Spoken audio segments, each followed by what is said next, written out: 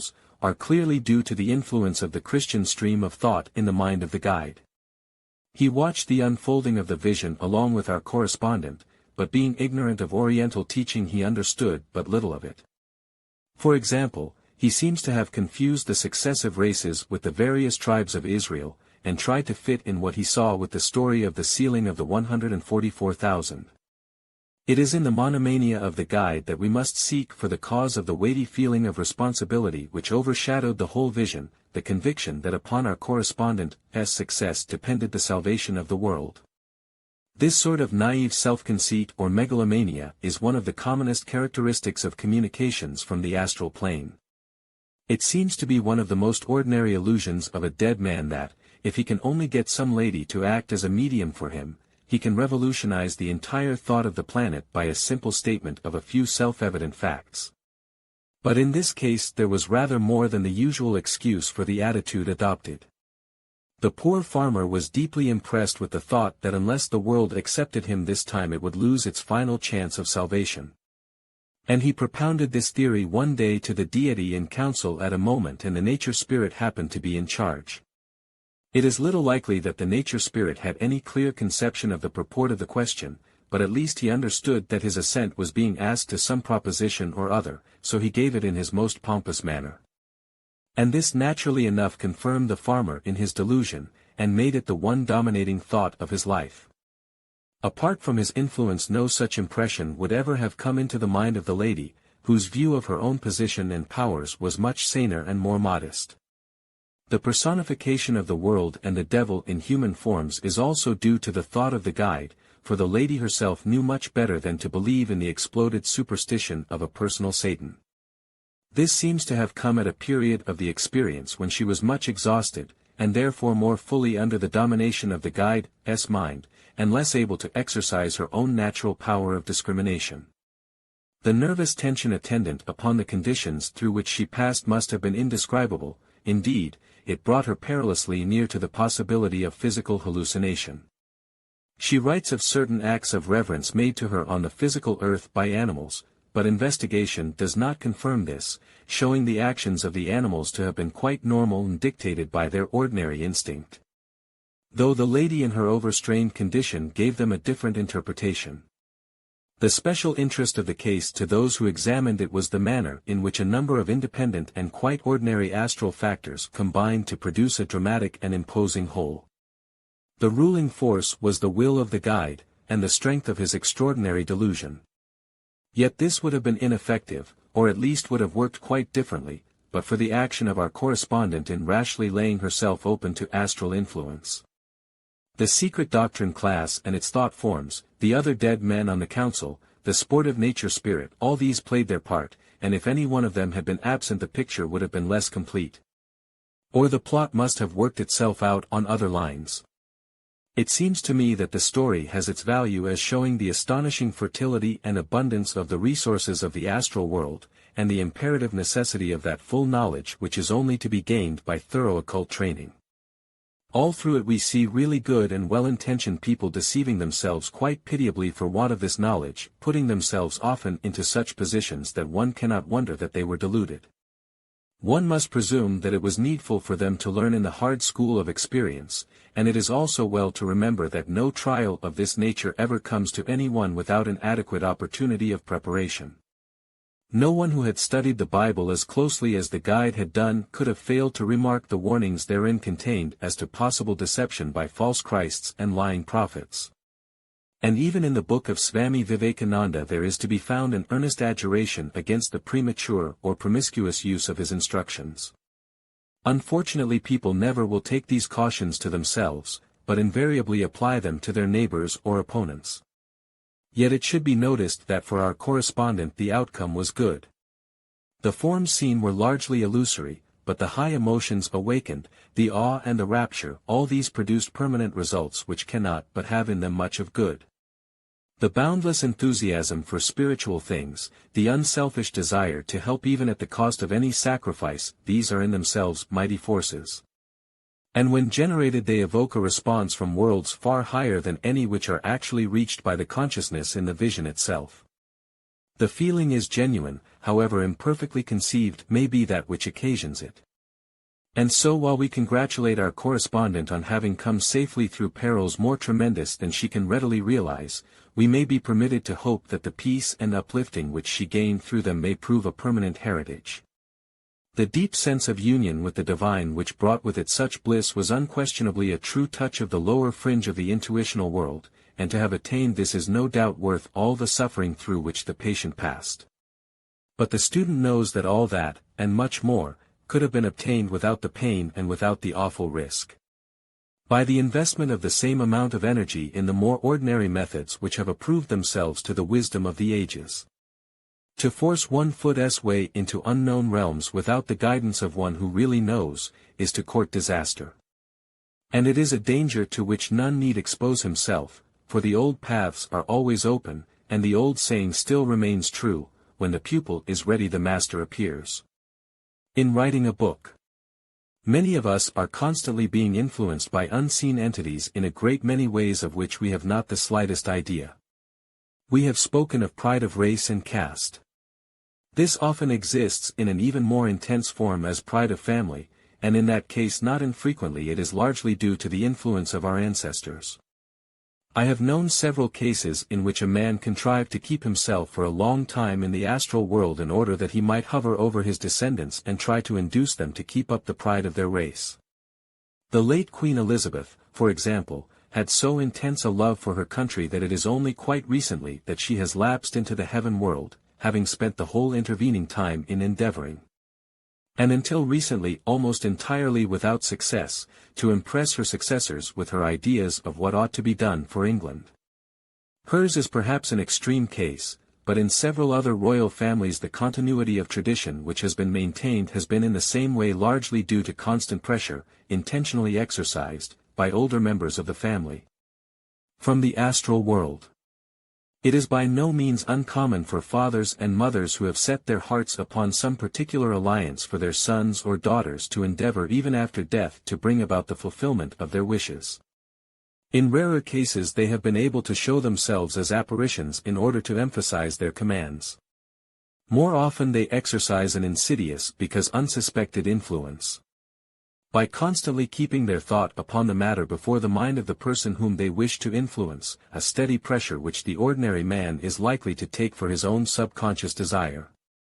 Cases in which the dead have constituted themselves guardian angels to the living are exceedingly numerous, and in this way mothers often protect their sons, and deceased husbands their widows, for many years. Sometimes such influence is not of a protective character, but is exercised in order that the dead man may find a means of expressing some ideas which he is anxious to put before the world. The person upon whom the impression is made is sometimes conscious of it, and sometimes entirely unconscious. A certain distinguished novelist has told me that the wonderful plots of his stories invariably come to him as though by a kind of inspiration, that he writes them without knowing beforehand how they will work out, that in fact, as he puts it, they are actually written through him. Far more often than we think, authors and musical composers are influenced in this way, so that many books credited to the living are really the work of the dead. In some cases the dead man desires to announce his authorship, so that books confessedly written by the dead are becoming quite a feature of modern literature. Or perhaps a better way to express it would be that many of us are gradually coming to recognize that there is no such thing as death in the old, bad sense of the word.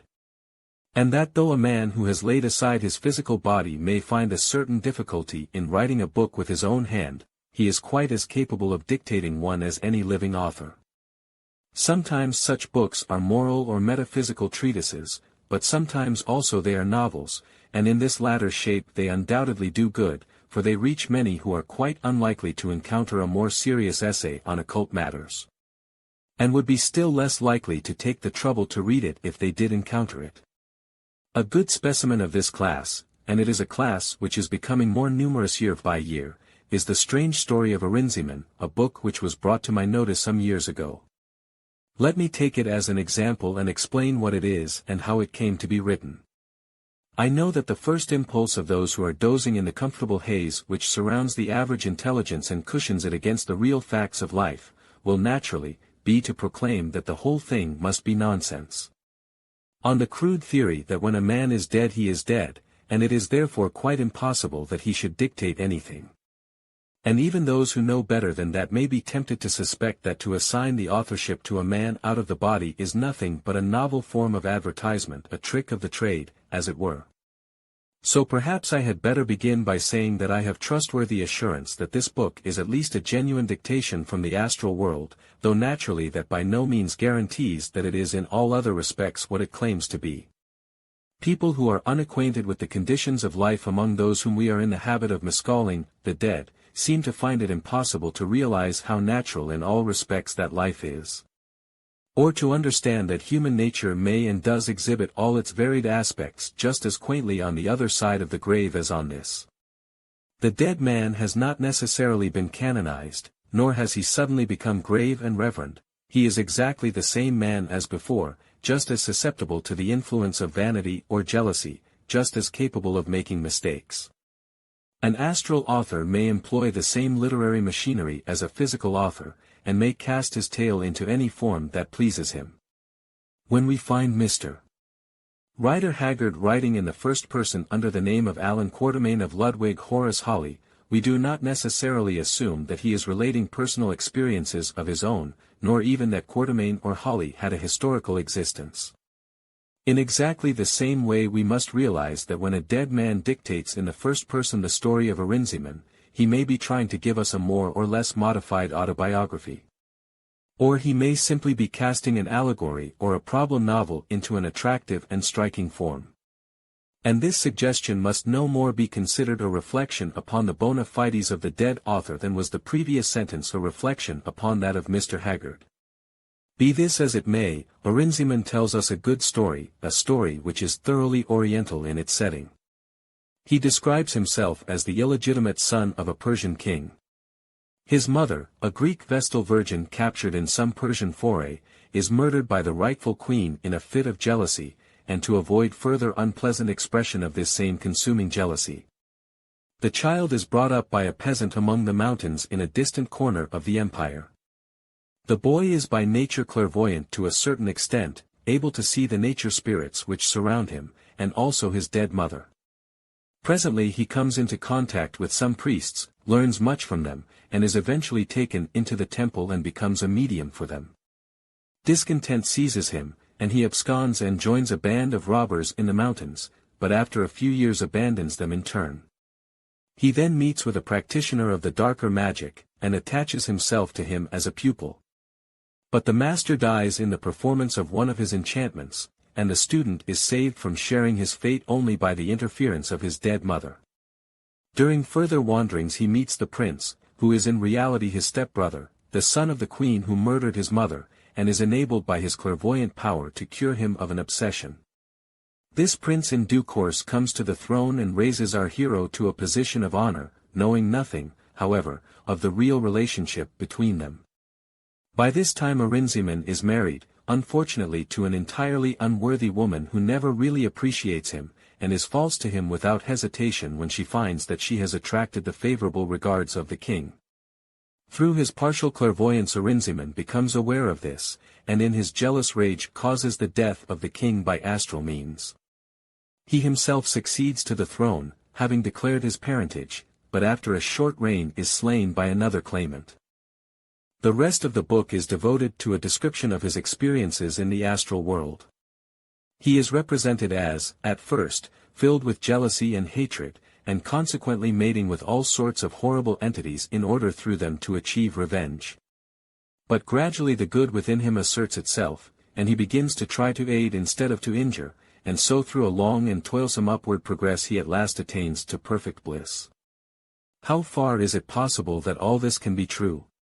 May we take it wholly or partly as the autobiography which it professes to be, or must we regard it as a romance? Certainly of much of it we may say, se non è vero, è ben trovato. As to the physical part of the story, we have but meager records of what took place in Persia in the 5th century before the Christian era, but as far as it goes, our fragmentary history of that period seems to fit in fairly accurately with what Arinzeman writes. The interest of the student of the hidden side of nature will naturally be centered chiefly on the astral experiences, for the sake of which mainly the book is put forth. And he will desire to know how far these can be confirmed from the point of view of such occult knowledge as has reached our Western world. Those who have studied most deeply will be the first to admit that in this splendid science of the soul we are as yet but picking up pebbles on the shore of the great ocean of knowledge, that our fullest information is as yet far from exhaustive. And that the marvelous variety and adaptability of astral conditions are so great that it would be rash to say that anything is impossible.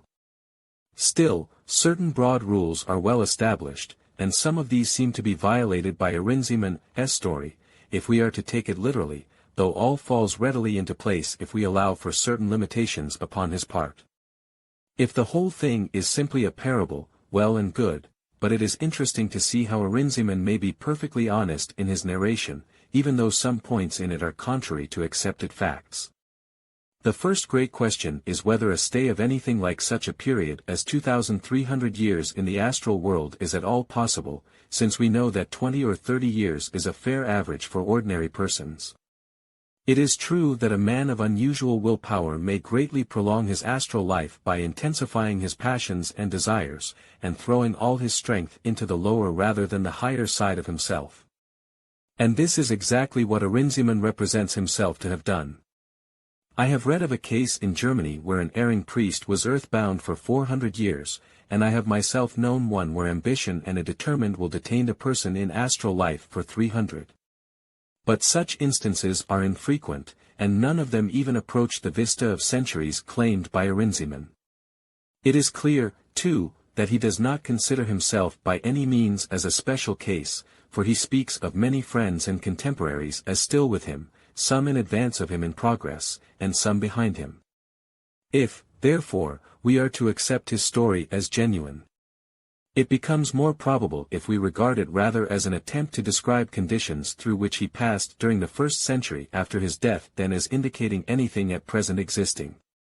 Though eager for occult knowledge, he did not show much attraction towards spirituality, except in childhood. His actions were chiefly the result of ambition, passion and revenge, and he died by violence in the prime of life. Considering all these factors, we should expect a protracted and stormy astral existence, the earlier part of which would probably be extremely unpleasant.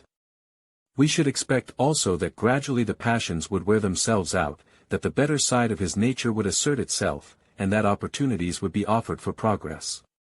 All this is what Arinzeman describes, but he surrounds it with a wealth of allegory that may easily be misunderstood, and he spreads over 2,300 years what may well have occupied 40 or 50. We must not forget that in the astral world none of our ordinary methods of time measurement are available, and that if, even in physical life, a few hours of suffering or anxiety seem to us almost interminable, this characteristic is exaggerated 100-fold in an existence of which feelings and passions are the very essence. While it is scarcely conceivable that Arinzeman can really have spent 2,000 years in the astral world, it is easy to believe that his sojourn there seemed to him an eternity. Still the fact remains that, if he is to be credited as to the physical part of his life, about that length of time has passed since his assassination. What then has he been doing during all these years? I have no personal acquaintance with him, and no right to make impertinent inquiries, but a case somewhat parallel to his which I recently investigated may suggest to us a possible explanation. I was consulted by a lady who stated that her spirit guide was a priest of ancient Egypt. And as the advice which he gave was good, and his teaching accurate, it seemed worth while to inquire into his reasons for making so extraordinary a claim. As it appeared scarcely likely that so dignified and upright a man would stoop to the common and petty device of impersonation. On meeting him I saw at once that he had unquestionably been initiated up to a certain level into the mysteries according to the Egyptian rite, and naturally I wondered how it could be that he was still active in the astral world. Upon examination I found that since his life as an Egyptian priest he had had another incarnation, which he had spent wearily and unsatisfactorily within the walls of a monastery, devoting it apparently to the working out of some accumulations of karma. But after his death certain circumstances, it seemed a mere accident, brought him into touch with the thought current of his old Egyptian surroundings. Instantly the memory of that previous life flashed into his consciousness. I think it had always been hovering upon the threshold, and he had always been hungering, though he did not know for what. And it was so much more vivid and real than the dull monastic round, that the latter became to him a mere evil dream. He soon forgot it altogether, or regarded it as nothing more than a wearisome part of his astral punishment. And so he was really quite honest in his statement that he was that Egyptian priest, the powerful personality with which he had identified himself up to the close of his last life in the heaven world. Just before his descent into the comparatively recent incarnation in which he became a monk. I do not assert that Arinzeman's case is similar, but it is at least possible that it may be. Naturally, Arinzeman writes as a man of his day, and uses the terminology to which he is accustomed, much of which sounds odd in our ears today, especially as he constantly confounds his symbols with material facts. Of course, it is not actually true, as he supposes, that men are divided into three great groups, having at their heads angels bearing respectively white, red, and golden stars. Any more than it is actually true that Phoebus drives his chariot daily across the sky from east to west, or that the sun god is newly born at Christmas when the days begin to grow longer. But it is true that some ancient religions adopted a system of symbology closely allied to that which this book puts forth. And that a man passing into astral life with his mind filled with such preconceived ideas might go on for a long time interpreting everything in accordance with them, and ignoring facts which they did not cover. It is true also that mighty spirits exist whose method of evolution is so entirely different from our own, that for us it would be evil. But with them we do not normally come into contact, nor is it of them that Arinzeman speaks, for he himself admits that his angels of light and darkness are after all human beings who have lived their life on earth. He describes vividly the stupendous thought edifices reared by man's passions, though he often fails to distinguish the temporary thought images from the more permanent realities of the world. He gives us a horrible description of a kind of astral battle in which the plain is strewn with the disjecta membra of the combatants, a gruesome detail which could not really occur. As will at once be manifest to anyone who comprehends the fluidic nature of the astral body. Indeed, if his remarks are really to be taken as representing the ancient Persian knowledge with regard to things astral, we are compelled to recognize that that presentation was less definitely scientific, as well as less comprehensive, than that which is put before students of the occult at the present day. For example, Arinzeman does not seem to have any clear grasp of the great central fact of reincarnation, or perhaps regards it as an occasional possibility, instead of recognizing it as the appointed means of evolution for humanity. His use of terms is somewhat perplexing until one becomes accustomed to it, for it is fairly evident that he gives the name of spiritual body to what we now call the astral vehicle. And that his astral body is nothing more than the etheric double, as may be seen when he describes the latter as slightly larger than the physical, and as capable of being influenced by powerful acids. Remarks which are true of the etheric double, but would be inaccurate if they referred to what is now termed the astral body. He has also a confusing habit of speaking of unpleasant astral conditions as below the earth plane, and pleasant ones as above it, though he describes them both as less material than our earth. He has probably been misled by the fact that the denser astral matter does interpenetrate our physical globe, and that those who are confined to the least desirable subdivision may often find themselves actually within the crust of the earth. In addition to this there is, no doubt, a world lower than the physical one with which normal humanity has happily no connection, but it is more, and not less, material than the world which we think we know. Quite frequently he describes something in language which at once convinces the student that he has unquestionably seen that of which he writes. And then he proceeds to disappoint us by accounting for it in an involved and unscientific manner, or by treating poetic symbols as though they were material facts. Once or twice he shows his conceptions to be tainted by the twin-soul theory, a line of thought to be sedulously avoided by all who wish to make any real advance in occult study. He is in error when he speaks of mediumship as a necessity for spiritual evolution, though perhaps this is once more merely a question of terminology, as he may be using the word in the sense of psychic sensitiveness. He is, however, clearly wrong when he says that it is impossible for a man, still possessing a physical body, fully to comprehend or to control astral forces and beings, or to have perfect spiritual sight. What he no doubt means, or at least ought to mean, is that a man who is still confined to his physical body cannot possess these higher powers. For he has not realized that a man may learn during life how to leave his physical body as completely as at death, and may yet return to it when he wishes. Also he shows ignorance of the Oriental teaching when he stigmatizes it as selfish, and opines that by it, the eager hunger of the starving many for light is left unsatisfied. On the whole, however, his teaching is commendably free from sectarianism. Though the student of occultism thus finds himself compelled to differ from Arinzeman on certain points, I hasten to add that there are many upon which we must almost thoroughly agree with him.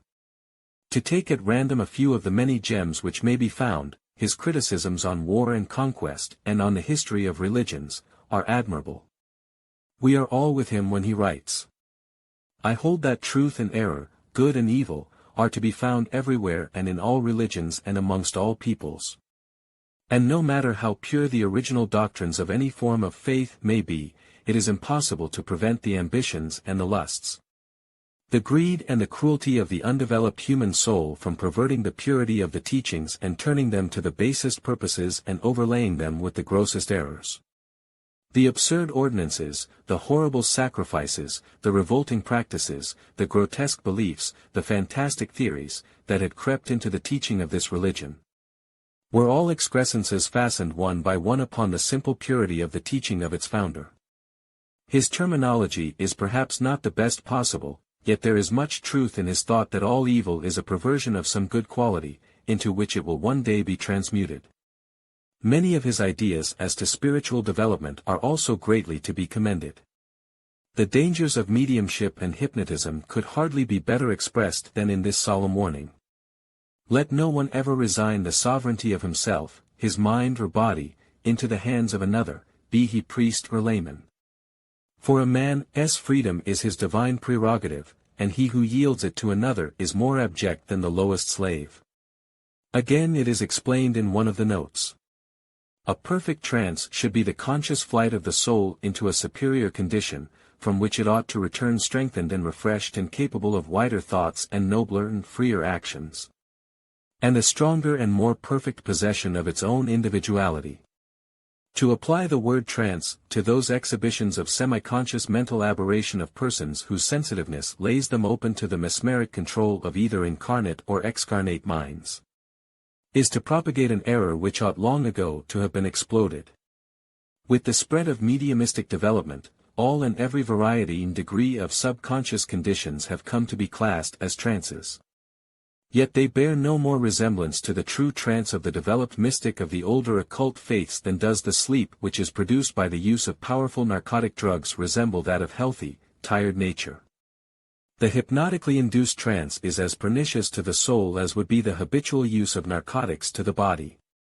Whether the magnetiseur be in the flesh or out of it, the results are the same. An habitual use of magnetism to induce sleep or trance is an evil.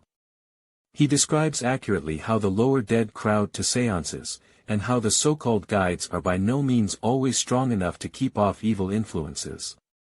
Clearly also does he warn us how readily the ideas of the earthly inquirers mingle with the revelations of the magnetist medium, so that by such a method of investigation a man usually receives such information or counsel as he desires or expects. He understands that asceticism as such is useless and often harmful, and that the physical body must be in perfect health and power if visions are to be reliable. He realizes, too, something of the difficulties of the way. Few, very few, who possess the needful clearness of sight ever learn how to use it successfully. Still fewer have the indomitable will and the unquenchable thirst for knowledge which will carry them through all the dangers and trials and disappointments, and the infinite toil and labor involved in these studies. He has all history on his side when he tells us that those who develop the highest degrees of power will do well entirely to withdraw themselves from active life in the physical world. And his strange congeries of characters is gradually brought to understand that only through unselfishness is real progress possible. Again and again little touches of knowledge leap to the eyes of the student, showing that things have been rightly seen, even though the expression may be confused for want of more definite classification of the facts.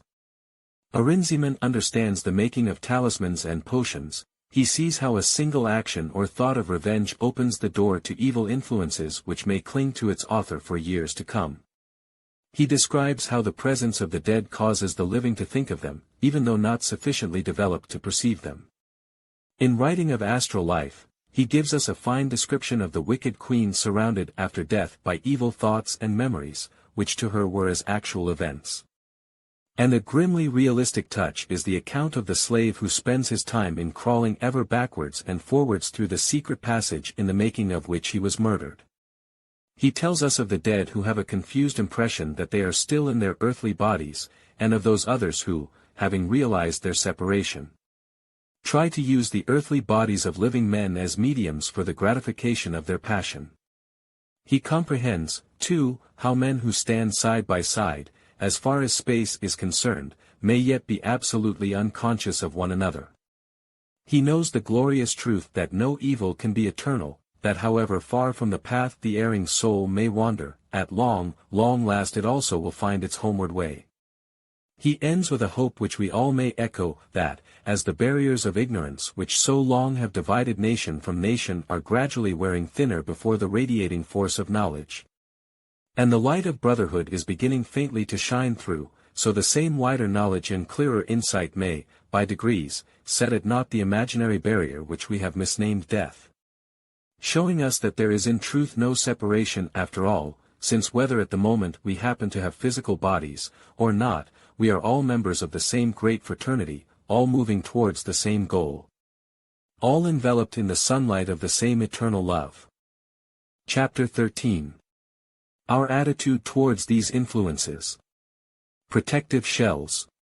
We have considered specimens of the various kinds of influences which are coming in upon us from all sides. And we find that among such influences are many which are disturbing and undesirable. So a question naturally arises as to how we can best avoid or neutralize these. It is an easy matter to form round oneself when necessary a sort of temporary suit of armor of higher matter, what is commonly called by students a protective shell. But is this the best way to meet the difficulty? An authority on the subject once remarked that, as far as self-protection is concerned, the best thing to do with a shell is not to form it in the first place, and if one has formed it, to break it up as speedily as possible. There is certainly a good deal of truth in these words. For in the majority of cases, at least among all but the most elementary students, all that can be achieved by the formation of a shell round oneself can also be done more effectively and with less danger in other ways, as we shall see later. Exact knowledge as to the formation of shells of various kinds is sometimes useful. But, like most other knowledge, it may be abused, so before directing one's energies along these lines it is desirable to know exactly what one wishes to do and how it is to be achieved. The first great principle to bear in mind is that a shell should be used far more frequently for the protection of others than for oneself. The invisible helpers, for example, frequently find it desirable to make such a defense for some of those whom they are trying to save from evil influences of various sorts. But the average inquirer has more often in mind the idea of protecting himself against various outer influences, and he usually asks how he may form a shell for that purpose. There are occasions in which such action is allowable, and we may perhaps group these under three heads corresponding to the etheric, the astral, and the mental vehicles. In all cases alike these shells are constructed by the power of the will, but before exercising that power it is well to know of what kind of matter the shell is to be built and what it is desired to keep out. The directions usually given are that the student should think of his aura as surrounding him in ovoid form, should concentrate strongly upon the outer surface of that aura, and should then exert his will to harden it so that it may become impervious to any influences from without. These directions are good, and a fairly strong shell can be made in that way. But the effort will be at the same time much less laborious and much more effective if the man understands exactly what he is doing and why, and so can send forth the energy of his will in the right direction only, instead of flooding the whole neighborhood with a stream of ill-directed force. Let us then consider the three varieties somewhat in detail, and see for what purpose each is appropriate. The etheric shell. We will take first that which is intended to protect the physical body, including the etheric double, from various dangers to which it may be liable. The more common uses of such a shell are 3, to protect a sensitive man when in a crowd, to shield the physical body at night when the man leaves it in sleep, and to prevent the danger of physical infection on some occasion when the student has in the course of his duty to subject himself to it.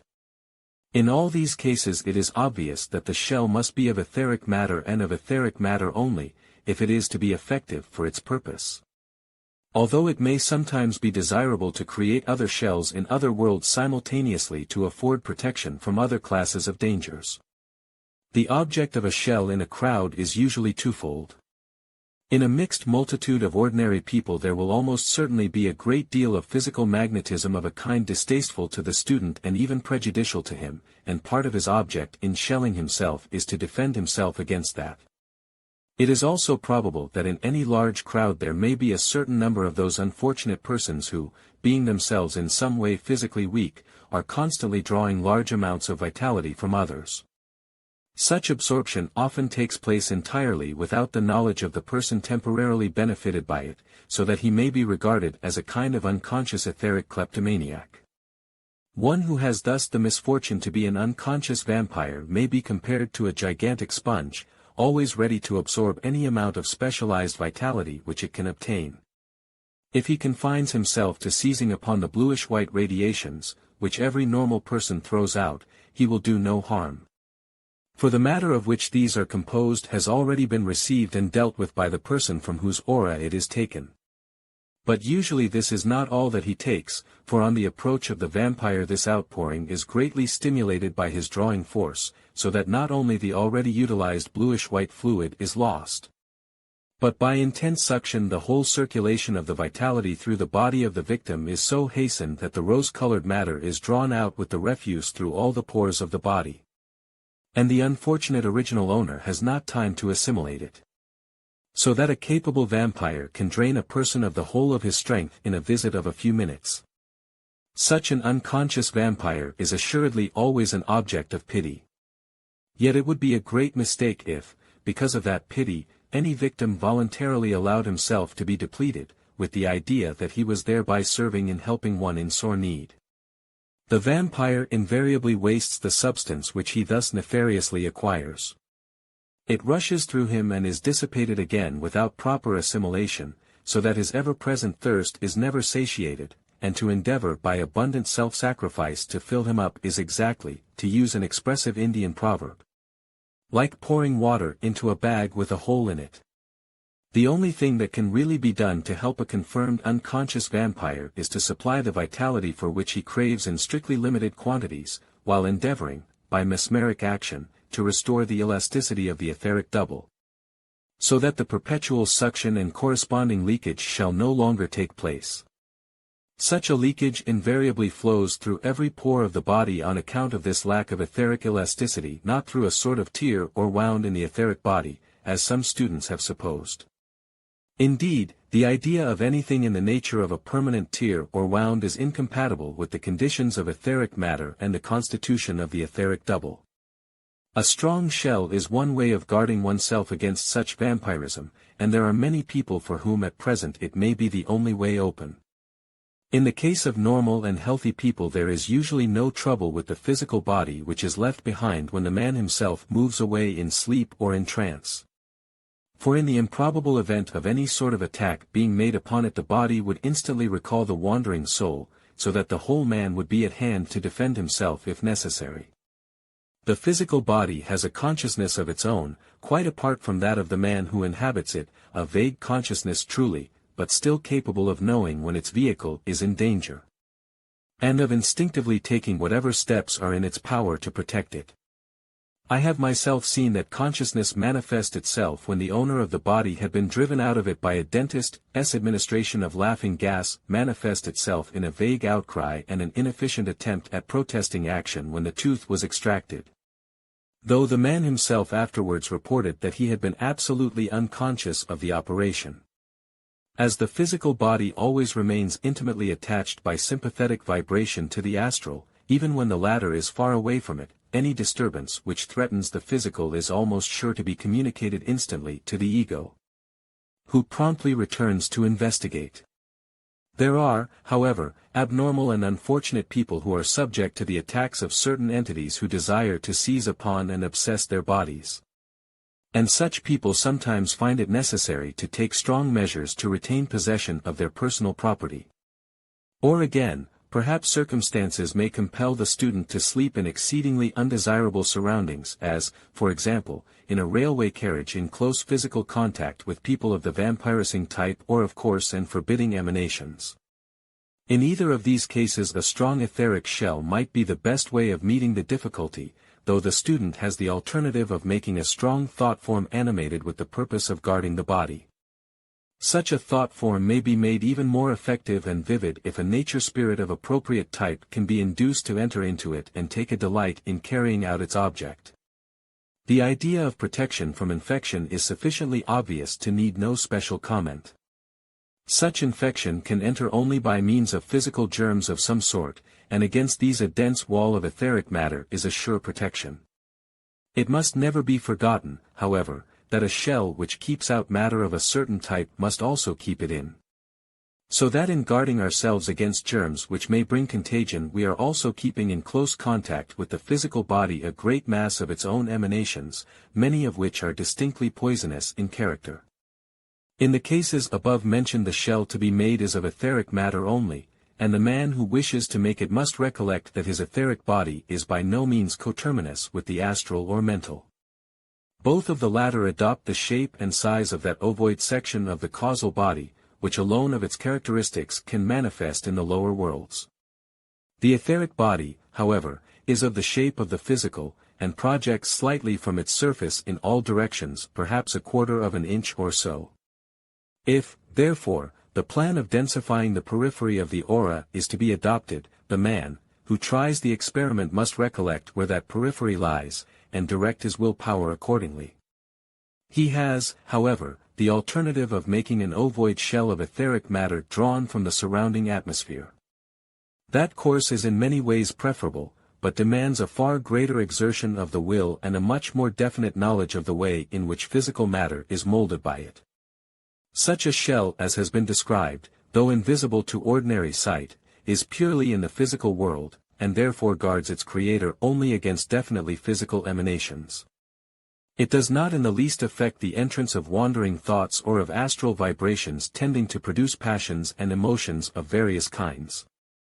Some sensitive people find it impossible to come near those suffering from any weakness or disease without immediately reproducing in their own physical bodies the symptoms of the sufferers.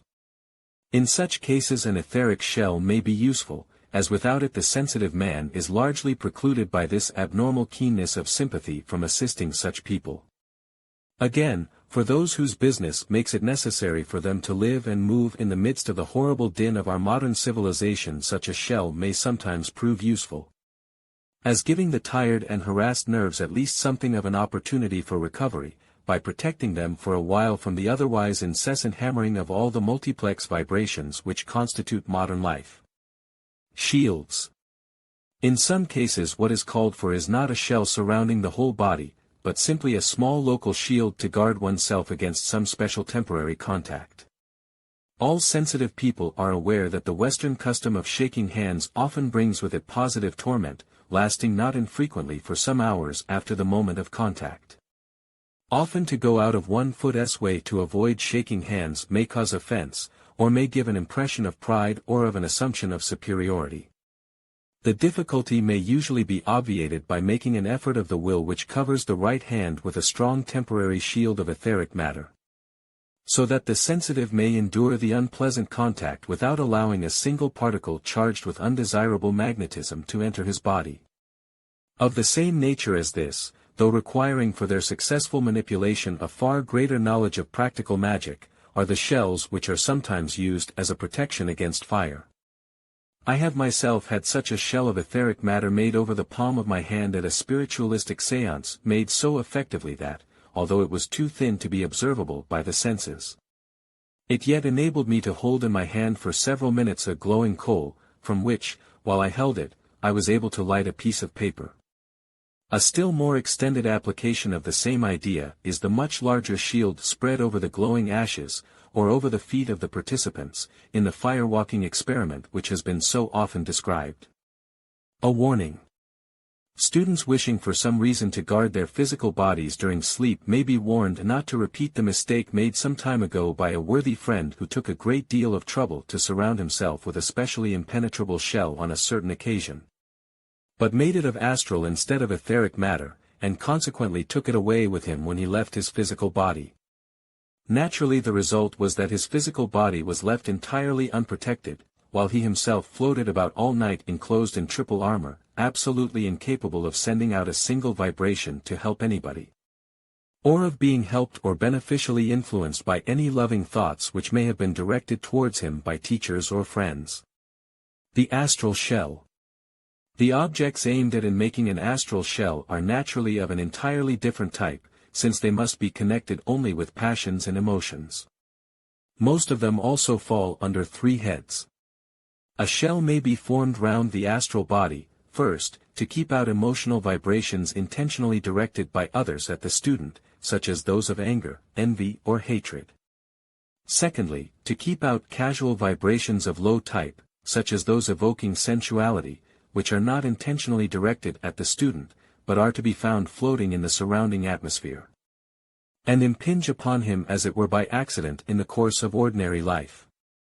Thirdly, a student may find it useful to surround his astral body with a special shell during the time which he devotes to meditation, if he has been troubled with the intrusion of thoughts of a low type, which bring with them astral matter and are calculated to provoke undesirable emotion.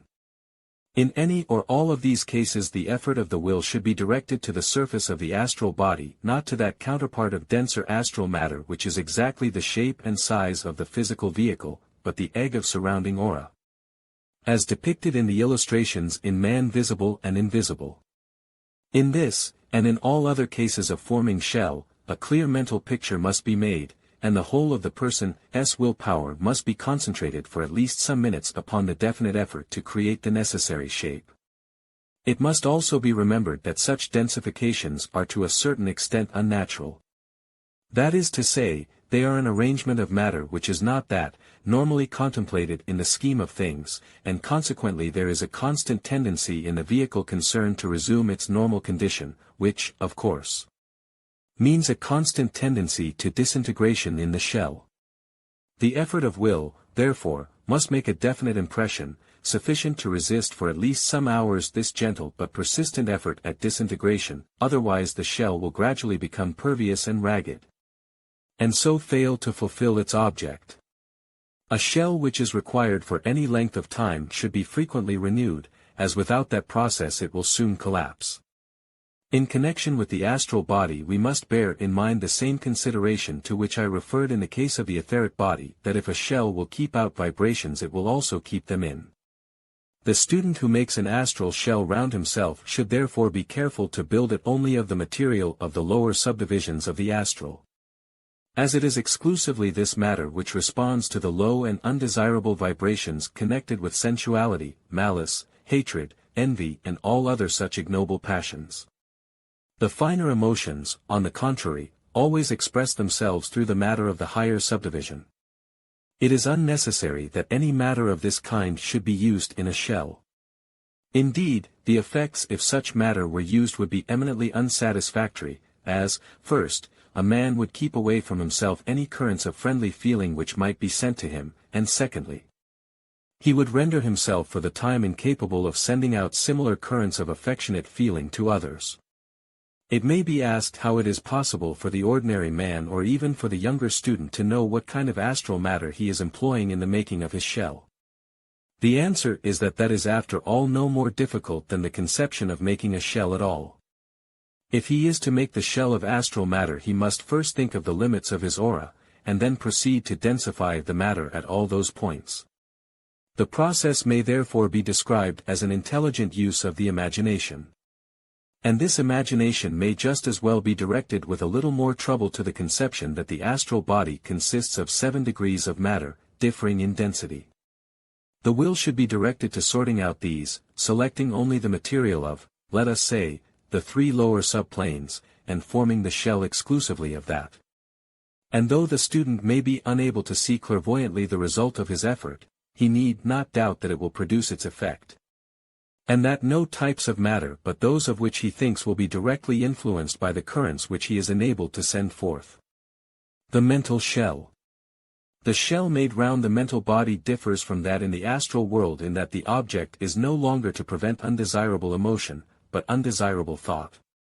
Once more, there are three principal occasions on which such a shell may be useful: first, in meditation; secondly, when sleep is approaching; thirdly, under special conditions where without its help lower thoughts would be likely to obtrude themselves.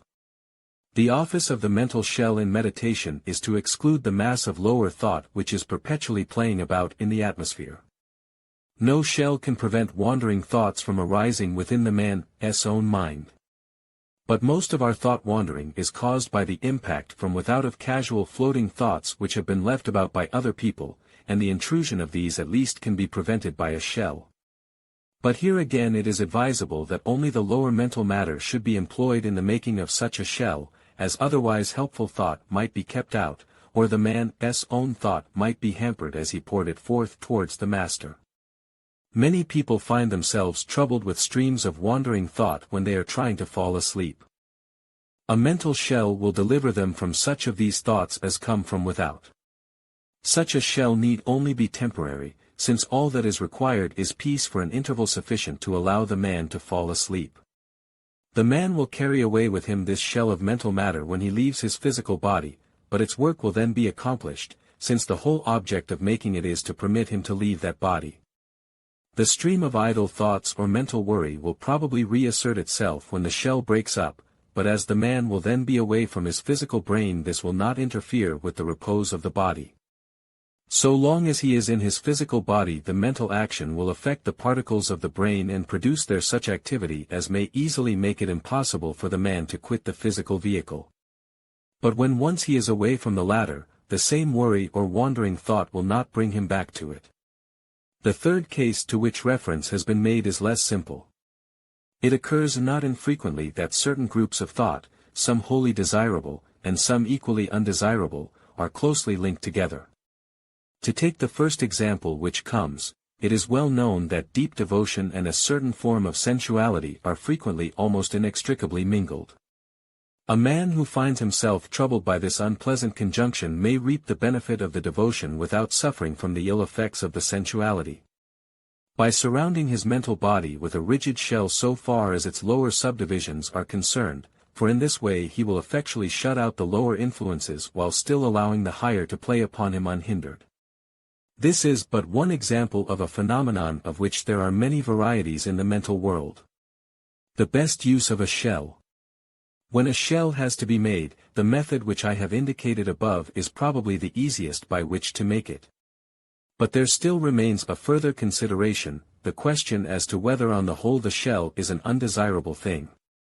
It has its uses, indeed it is eminently necessary as applied to other people. The invisible helper frequently finds it invaluable when he is trying to relieve some poor harassed soul who has not as yet the strength to protect himself either against definite and intentional attacks from without, or against the ever-present swirl of the wearisome wandering thought. But to think of using a shell for oneself is to a certain extent a confession of weakness or of defect, for there seems little doubt that, if we were all that we ought to be, we should need no protection of this nature. A beautiful story. A beautiful little story from the traditions of the Christian Church illustrates this very happily. It is recorded that somewhere in the desert at the back of Alexandria there was once a monastery whose abbot possessed the power of clairvoyance. Among his monks there were two young men who had an especial reputation for purity and holiness, qualities which ought to be common to all monks, but sometimes are not. One day when they were singing in the choir it occurred to the abbot to turn his clairvoyant faculty upon these two young men, in the endeavor to discover how they contrived to preserve this especial purity amidst the temptations of daily life. So he looked at the first young man and saw that he had surrounded himself with a shell as of glittering crystal, and that when the tempting demons, impure thought forms we should call them, came rushing at him, they struck against this shell, and fell back without injuring him, so that he remained inside his shell, calm and cold and pure. Then the abbot looked at the second young monk, and he saw that he had built no shell round himself, but that his heart was so full of the love of God that it was perpetually radiating from him in all directions in the shape of torrents of love for his fellow men. So that when the tempting demons sprang at him with fell intent they were all washed away in that mighty outpouring stream, and so he also remained pure and undefiled. And it is recorded that the abbot said that the second monk was nearer to the kingdom of heaven than the first. The better way. It may be that many of us have not yet reached the level of this second young monk. But at least the story sets before us a higher ideal than that of mere self-protection, and we may learn something of a lesson from him. We must, however, carefully guard ourselves against the feeling of superiority or separateness. We must avoid the danger of thinking too much about the self. We must keep ourselves constantly in a condition of outpouring. We must be active, not passive. When we meet a person our attitude surely should be not, "How can I guard myself against you?" but rather, "What can I do for you?" It is this latter attitude which calls into play the higher forces, because it reflects the attitude of the solar deity. It is when we give that we become fit to receive, that we are channels of the mighty force of the deity himself. We need not even think too much about personal progress. It is possible to be so exclusively occupied with the idea, "How can I get on?" as to forget the even more important question, "What can I do to help?" And there are some good brothers, even among the best that we have, who are so perpetually examining themselves as to their progress as to remind one forcibly of those children who, when special plots of garden ground are given to them, are constantly pulling up their plants to see how the roots are growing. This over-anxiety is a real danger. I know many who, while doing the most beautiful altruistic actions, can yet never feel quite sure that their intentions are truly unselfish. Since they always doubt whether it is not perhaps a selfish desire to avoid the discomfort caused by seeing pain in others which moves them to action. Such brothers should remember that self-examination may degenerate into morbid introspection, and that the main object is that they should point themselves in the right direction and then simply go ahead and do the best they can, that, to quote our Christian story, they should first fill their hearts with the love of God and then, without spending all their time in weighing that love, to see whether it is increasing or diminishing, should turn their whole attention to the practical expression of it in love of their fellow men. Not only is such outpouring of love a better defense than any number of shells, but it is also an investment producing stupendous results. For the man who thinks nothing of result is precisely he who is producing the greatest of all results. We have read of the splendid self-sacrifice of the Nirmanakas, who, having won the right to untold ages of rest and bliss unspeakable, yet have chosen to remain within touch of earth, in order that they may spend their time in the generation of incalculable streams of spiritual force, which are poured into a mighty reservoir, to be spent in helping on the evolution of their less developed fellows. The great hierarchy of adepts is entrusted with the dispensing of this force for the good of the great orphan, humanity, and it is upon this that they, and even their pupils, under their direction, draw when necessity arises. Needless to say, nothing that we can do can come within measurable distance of the marvelous achievement of the Nirmanakya. Yet it is in the power of every one of us to add some tiny drops at least to the contents of that mighty reservoir, for whenever we pour out from ourselves love or devotion which is utterly without thought of self, we produce results which lie far beyond our ken.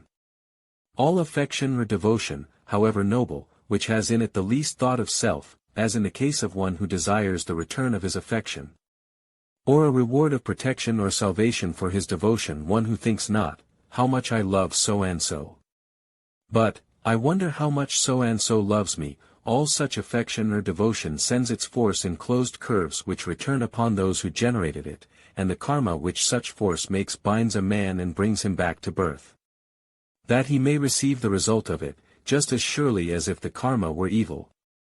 But when self has been absolutely forgotten, when such thought has neither part nor lot in the stream which is outpoured, when the curve is no longer closed but open, then the karma does not bind the man nor bring him back to earth.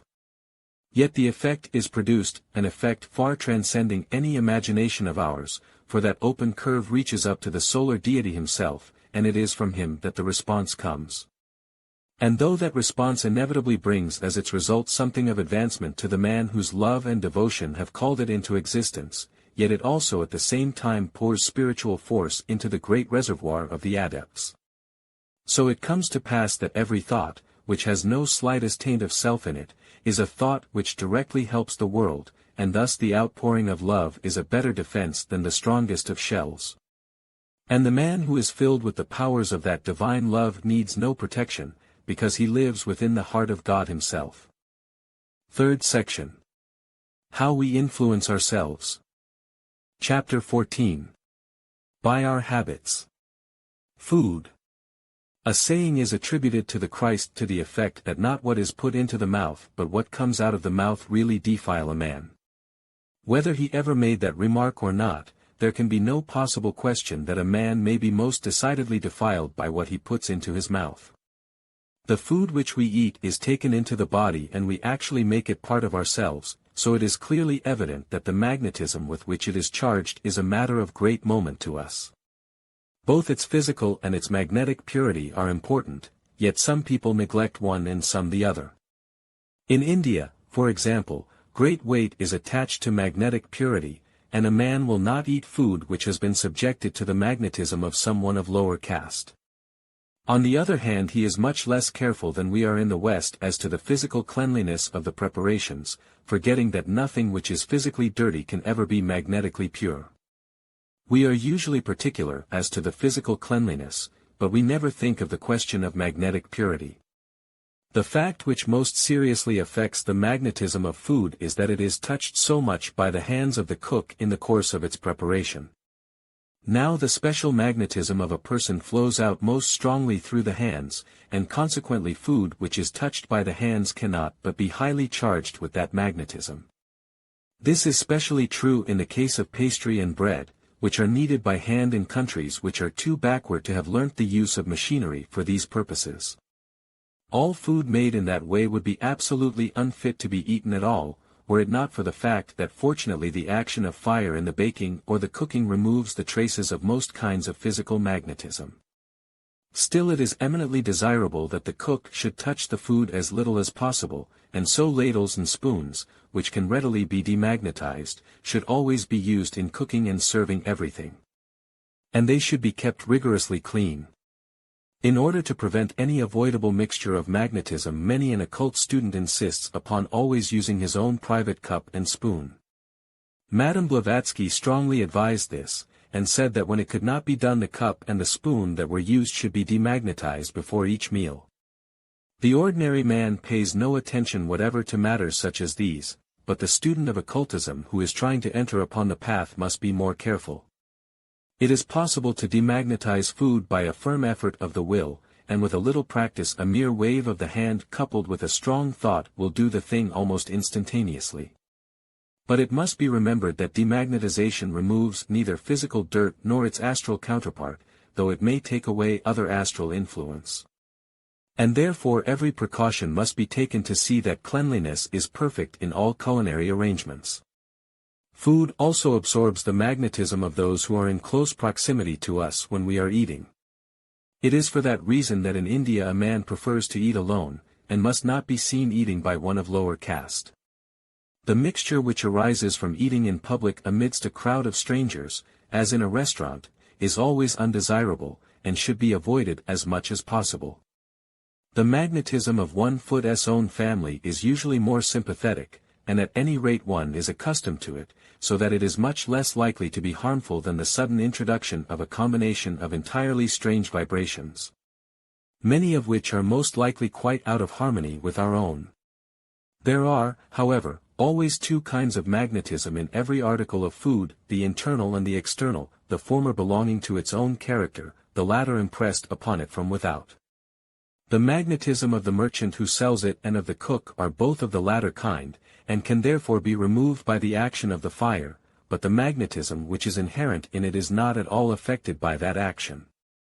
No amount of cooking of dead flesh, for example, can take away from it its inherently objectionable character, nor all the feelings of pain and horror and hatred with which it is saturated.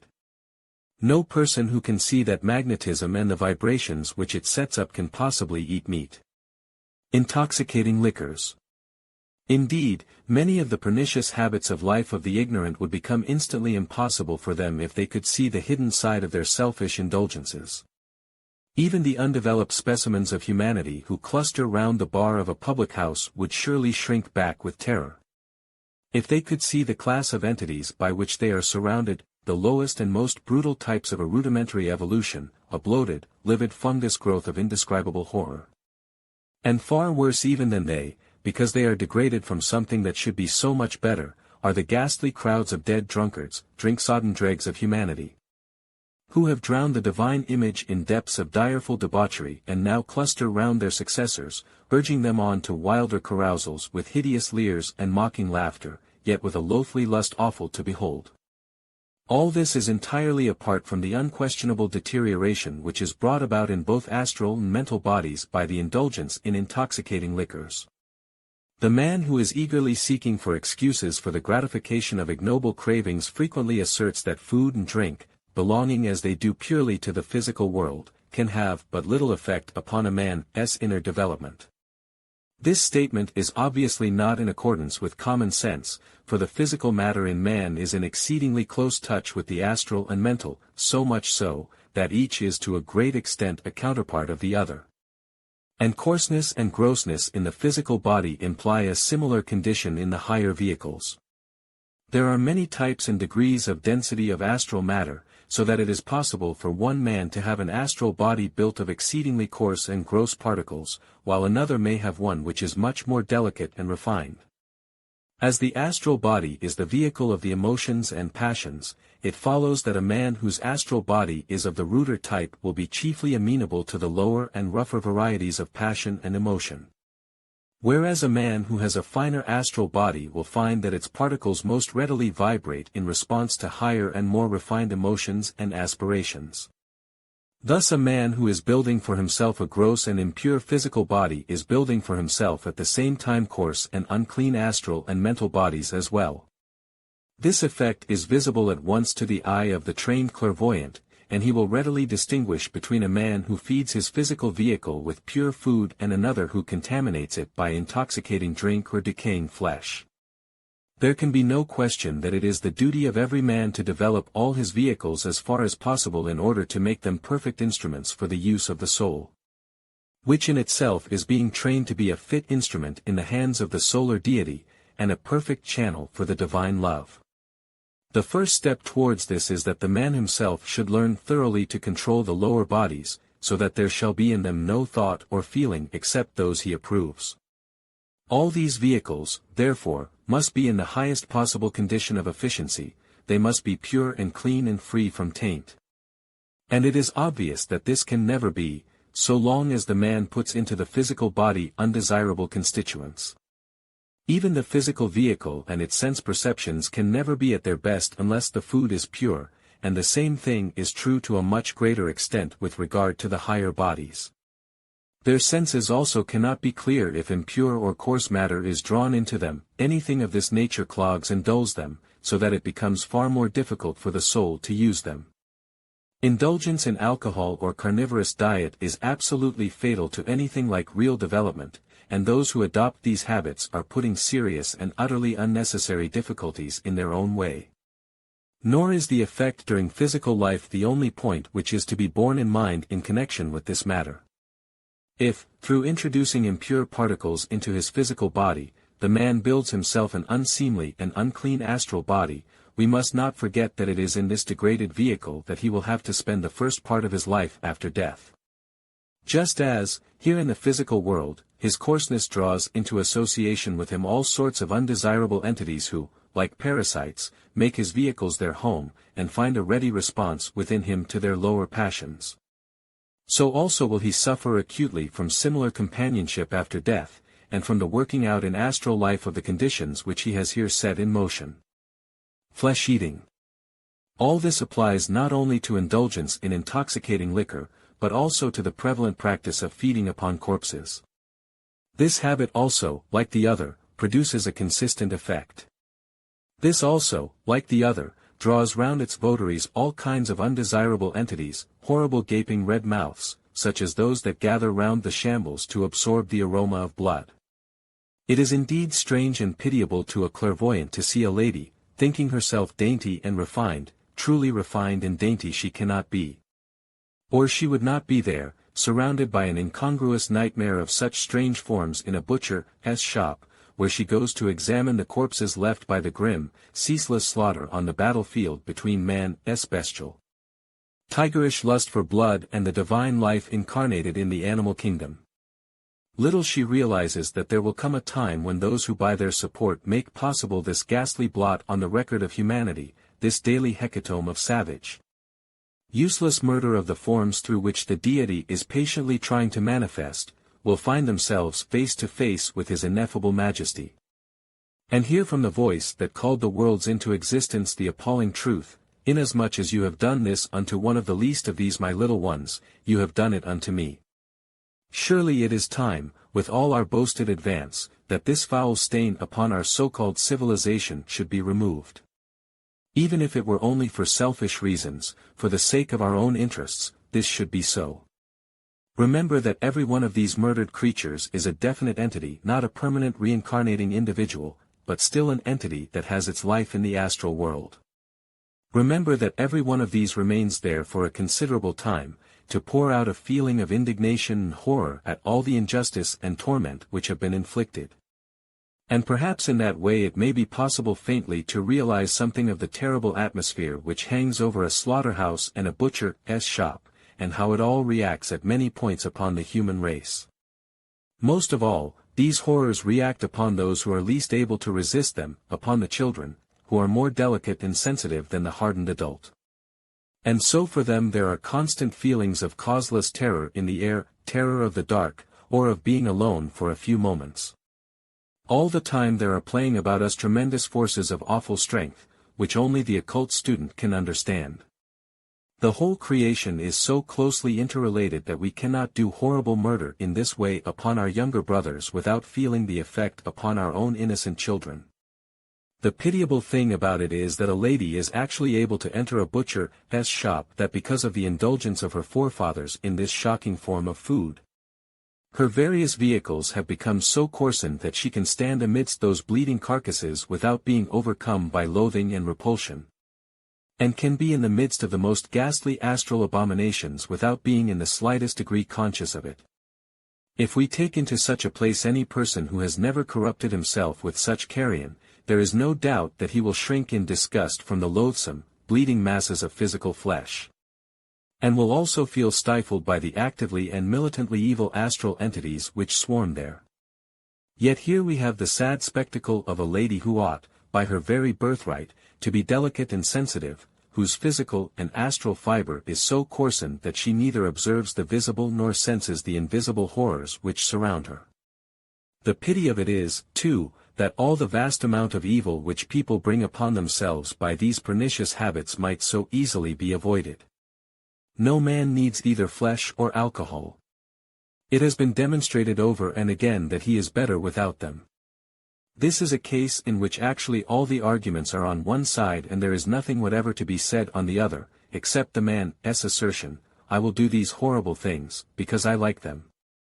With regard to flesh-eating, for example, it cannot be questioned that, 1. The right kind of vegetables contain more nutriment than an equal amount of dead flesh, 2. Many serious diseases come from this loathsome habit of devouring dead bodies. 3. Man is not naturally made to be carnivorous and therefore this abominable food is not suited to him, for, men are stronger and better on a vegetable diet. 5. The eating of dead bodies leads to indulgence in drink and increases animal passions in man. 6. The vegetable diet is in every way cheaper as well as better than flesh. 7. Many more men can be supported by a certain number of acres of land which are devoted to the growing of wheat than by the same amount of land which is laid out in pasture. 8. In the former case healthy work upon the land can be found for many more men than in the latter. 9. Men who eat flesh are responsible for the sin and degradation caused in the slaughtermen. 10. Carnivorous diet is fatal to real development, and produces the most undesirable results on both astral and mental bodies. 11. Man's duty towards the animal kingdom is not to slaughter it recklessly, but to assist in its evolution. These are not points about which there can be any question. The fullest evidence in support of each of them will be found in my book, Some Glimpses of Occultism. No man needs these things, and to take them is just a matter of selfish indulgence. Most men commit this act in ignorance of the harm that it is doing, but remember, to continue to commit it when the truth is known is a crime. Widely spread as they are, these are nothing but evil habits, and with a little effort they can be laid aside like any other habit. Smoking. Another custom, also pernicious and equally widely spread, is that of smoking. In this, as in so many other cases, a man at once resents any suggestions that he should give up his bad habits, and says, "Why should I not do as I like in these matters?" With regard to flesh diet, the answer to this is perfectly clear, for that is a practice which not only seriously injures the man who adopts it, but also involves terrible crime and cruelty in the provision of the food. In the case of alcohol also a clear answer can be given, quite apart from the effect upon the drinker himself, for by buying this noxious fluid he is encouraging a pernicious trade, helping to create a demand for a liquor which tempts thousands of his fellow creatures to excess and lures them to their own destruction. No man who buys alcohol for drinking purposes can escape his share in the responsibility of that. It may be said that with regard to smoking the position is somewhat different, since no cruelty is necessary in obtaining tobacco, nor are lives destroyed by it as by alcohol. This is true, and if the smoker can entirely shut himself away from any contact with his fellow men, and if he has no desire to make anything in the nature of occult progress, his argument may, so far, hold good. If, not being actually a hermit, he has sometimes at least to come into touch with his fellow men, he can have no possible right to make himself a nuisance to them. There are many people who, being deeply steeped in the same pollution themselves, have no objection to the nauseating odor of tobacco. But all who have kept themselves pure from this thing know how strong is the disgust which its coarse and fetid emanations inevitably arouse. Yet the smoker cares little for that. As I have said elsewhere, this is the only thing that a gentleman will deliberately do when he knows it to be offensive to others. But the hold which this noxious habit gains upon its slaves appears to be so great that they are utterly incapable of resisting it, and all their gentlemanly instincts are forgotten in this mad and hateful selfishness. Anything which can produce such an effect as that upon a man's character is a thing that all wise men will avoid. The impurity of it is so great and so penetrating that the man who habitually uses it is absolutely soaked in it, and is most offensive to the sense of smell of the purer person. For this purely physical reason no one who comes into contact with his fellows should indulge in this most objectionable practice, and, if he does, he thereby brands himself as one who thinks only of his own selfish enjoyment and is willing in taking it to inflict much suffering upon his fellow creatures. And all this is quite apart from the deadening effect which it produces, and from the various diseases, smoker's throat, smoker's heart, cancer in the mouth, indigestion and others, which it brings in its train. For nicotine, as is well known, is a deadly poison, and the effect of even small quantities of it can never be good. Why should any man adopt a custom which produces all these unpleasant results? To this there is absolutely no answer except that he has taught himself to like it, for it cannot be pretended that it is in any way necessary or useful. I believe it to be quite true that in certain circumstances it soothes the nerves. That is part of its deadening effect as a poison, but that result can be equally well achieved by other and far less objectionable means. It is always evil for a man to adopt a habit to which he becomes a slave, evil for himself, I mean. It is doubly evil when that habit brings with it the bad karma of inflicting constant annoyance upon others. No child by nature likes the loathsome taste of this evil weed but, because others older than himself indulge in it, he struggles painfully through the natural nausea which it causes him at first, the protest of his healthy young body against the introduction of this polluting matter, and so gradually he forces himself to endure it, and eventually becomes a slave to it, like his elders. It stunts his growth, it leads him into bad company, but what of that? He has asserted his dawning manhood by proving himself capable of a manly vice. I know that parents frequently advise their children not to smoke. Perhaps if they set them the example of abstention, their sage counsels would produce a greater effect. This is another habit with evil results which could so easily be avoided, all that is needed being simply not to do it. The impurity produced by this obscene practice is not only physical. It may be taken as an axiom that physical filth of any sort always implies astral filth as well, for the counterpart of that which is impure cannot itself be pure. Just as the physical nerve vibrations are deadened by the poison, so are both astral and mental undulations. For occult progress a man needs to have his vehicles as finely strung as possible, so that they may be ready at any moment to respond in sympathy to any kind of vibration. Therefore he does not want to have his thought waves deadened and his astral body weighed down with foul and poisonous particles. Many who call themselves students still cling to this unpleasant habit, and try to find all sorts of weak excuses to cover the fact that they have not the strength to break away from its tyranny. But facts remain facts, for all that, and no one who can see the effects on the higher vehicles of this disastrous custom can avoid the realization that it does serious harm. Its effect in the astral world after death is a remarkable one. The man has so filled his astral body with poison that it has stiffened under its influence, and has become unable to work properly or to move freely. For a long period the man is as though he were paralyzed, able to speak, yet debarred from movement, and almost entirely cut off from all higher influences. In process of time he emerges from this unpleasant predicament, when the part of his astral body which is affected by this poison has gradually worn away. Drugs. The taking of opium or cocaine, though happily less common, is equally disastrous, for from the occult point of view it is entirely ruinous and fatal to progress.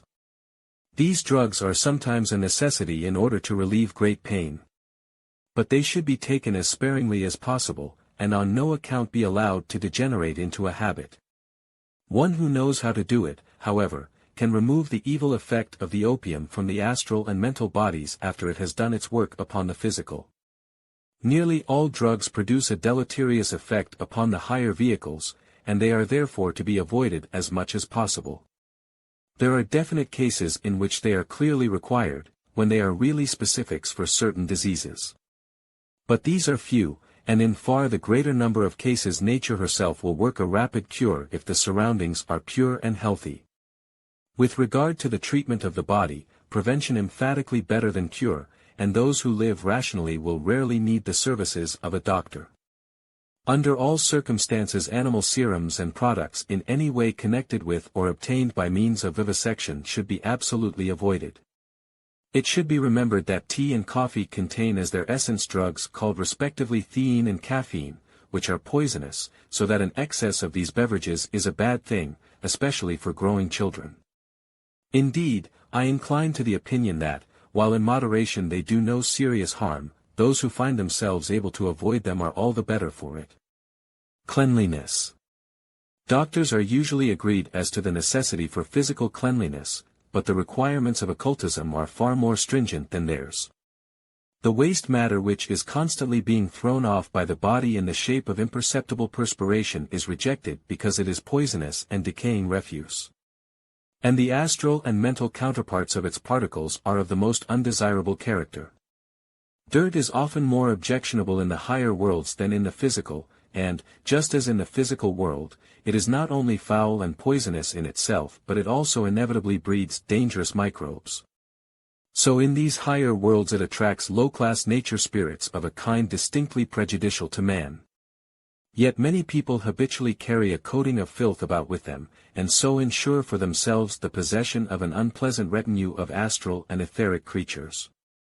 The thorough daily bath, therefore, is even more an occult than a hygienic necessity, and purity of mind and feeling cannot exist without purity of body also.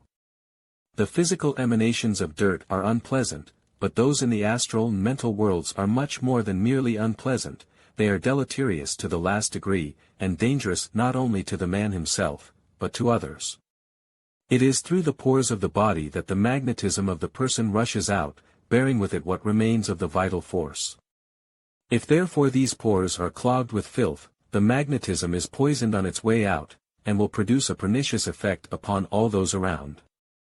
We must remember that we are constantly interchanging the particles of our bodies with those about us, and that our bodies therefore are not wholly our own. We cannot do just as we like with them, because of the fact that they thus constantly influence those of our brothers, the children of our common Father. A comprehension of the most rudimentary idea of brotherhood shows us that it is an absolute duty to others to keep our bodies healthy, pure, and clean. If the person be perfectly clean, his emanations will carry health and strength, and so when we make ourselves pure we are helping others also. Occult hygiene. This radiation is strongest of all from the ends of the fingers and toes, so that even more than usual care should constantly be lavished upon the strictest cleanliness in the case of these channels of influence. A careless person who allows filth to accumulate under his fingernails is all the time pouring forth from the ends of his fingers what in the astral world exactly corresponds to a torrent of peculiarly noisome sewage in the physical, an effect which makes his neighborhood exceedingly unpleasant to any sensitive person, and causes him to do harm in many cases where, but for that, he might be doing good. For a similar reason special care of the feet is desirable. They should never be encased in boots too tight for them, and thick, heavy walking boots should never be worn an instant longer than is absolutely necessary, but should be replaced by something soft, loose and easy. Indeed it is far better that whenever possible the feet should be left uncovered altogether, or when that is considered impossible, that a light sandal should be used without stockings or socks. This plan could hardly be adopted out of doors amidst the horrible filth of our large towns, but it surely ought to be possible in country houses and at the seaside. It could be done indoors everywhere, and would be healthier and more comfortable physically, as well as correct from the occult point of view. But while we are all such slaves of fashion that any man who lived and dressed rationally would probably be regarded as insane, I suppose that it is hopeless to expect people to have sufficient strength of mind to do what is obviously best for them. From the point of view of occult hygiene great care should be taken also with regard to the head, which should be left uncovered whenever possible, and never allowed to get hot.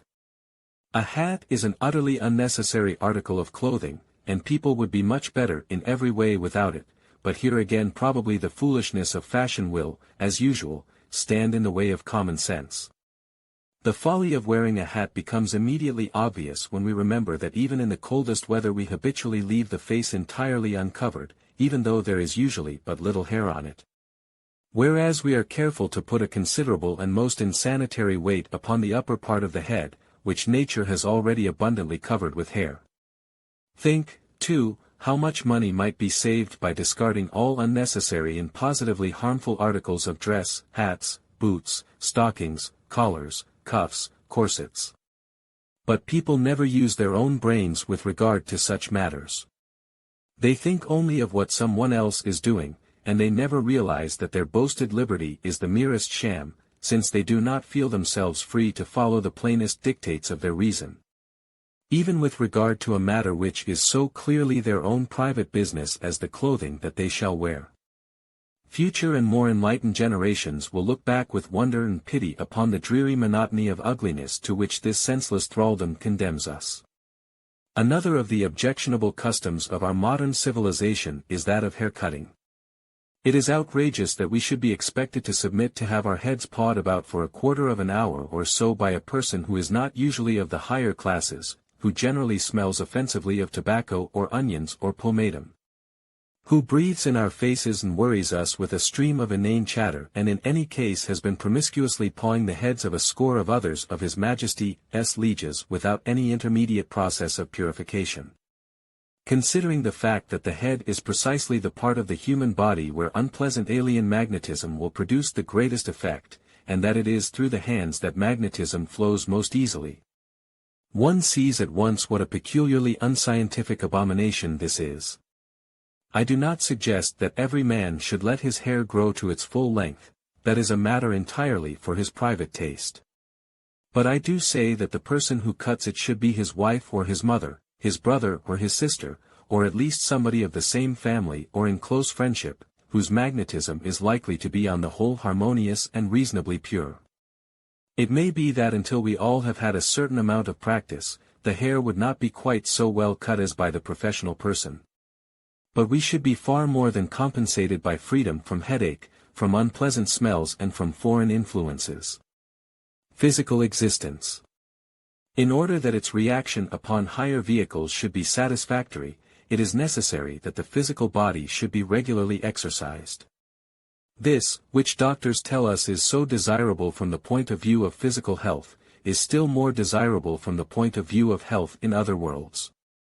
Not only do unused muscles deteriorate and become feeble, but their condition produces a congestion of magnetism, a check to its proper and healthy flow. And that means a weak spot in the etheric double, through which a hostile influence can easily penetrate. A man who keeps his physical body thoroughly well exercised also keeps his etheric body in good order, which means in the first place that he is far less liable to the penetration of unpleasant physical germs, such as those of infection, for example. And in the second, because of the reaction of this upon the astral and mental bodies, thoughts of depression or of animal passion will find it almost impossible to seize upon him. Therefore we see that due and regular physical exercise has great importance from the occult standpoint. Indeed, we may say that all such practices as have been found by experiment to promote the health of the physical body are also found to react favorably upon the higher vehicles. Reading and study. There is an occult side to every act of daily life, and it often happens that if we know this occult side we can perform these daily actions more perfectly or more usefully. Take, for example, the case of reading. Broadly speaking, we read for two purposes, for study and for amusement.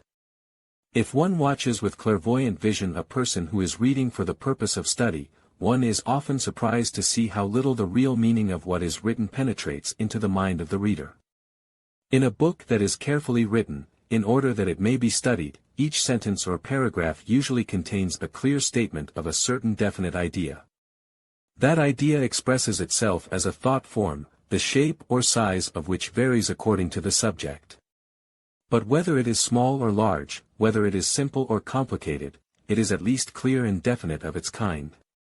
It is usually surrounded with various subsidiary forms, which are the expressions of corollaries or necessary deductions from the statement.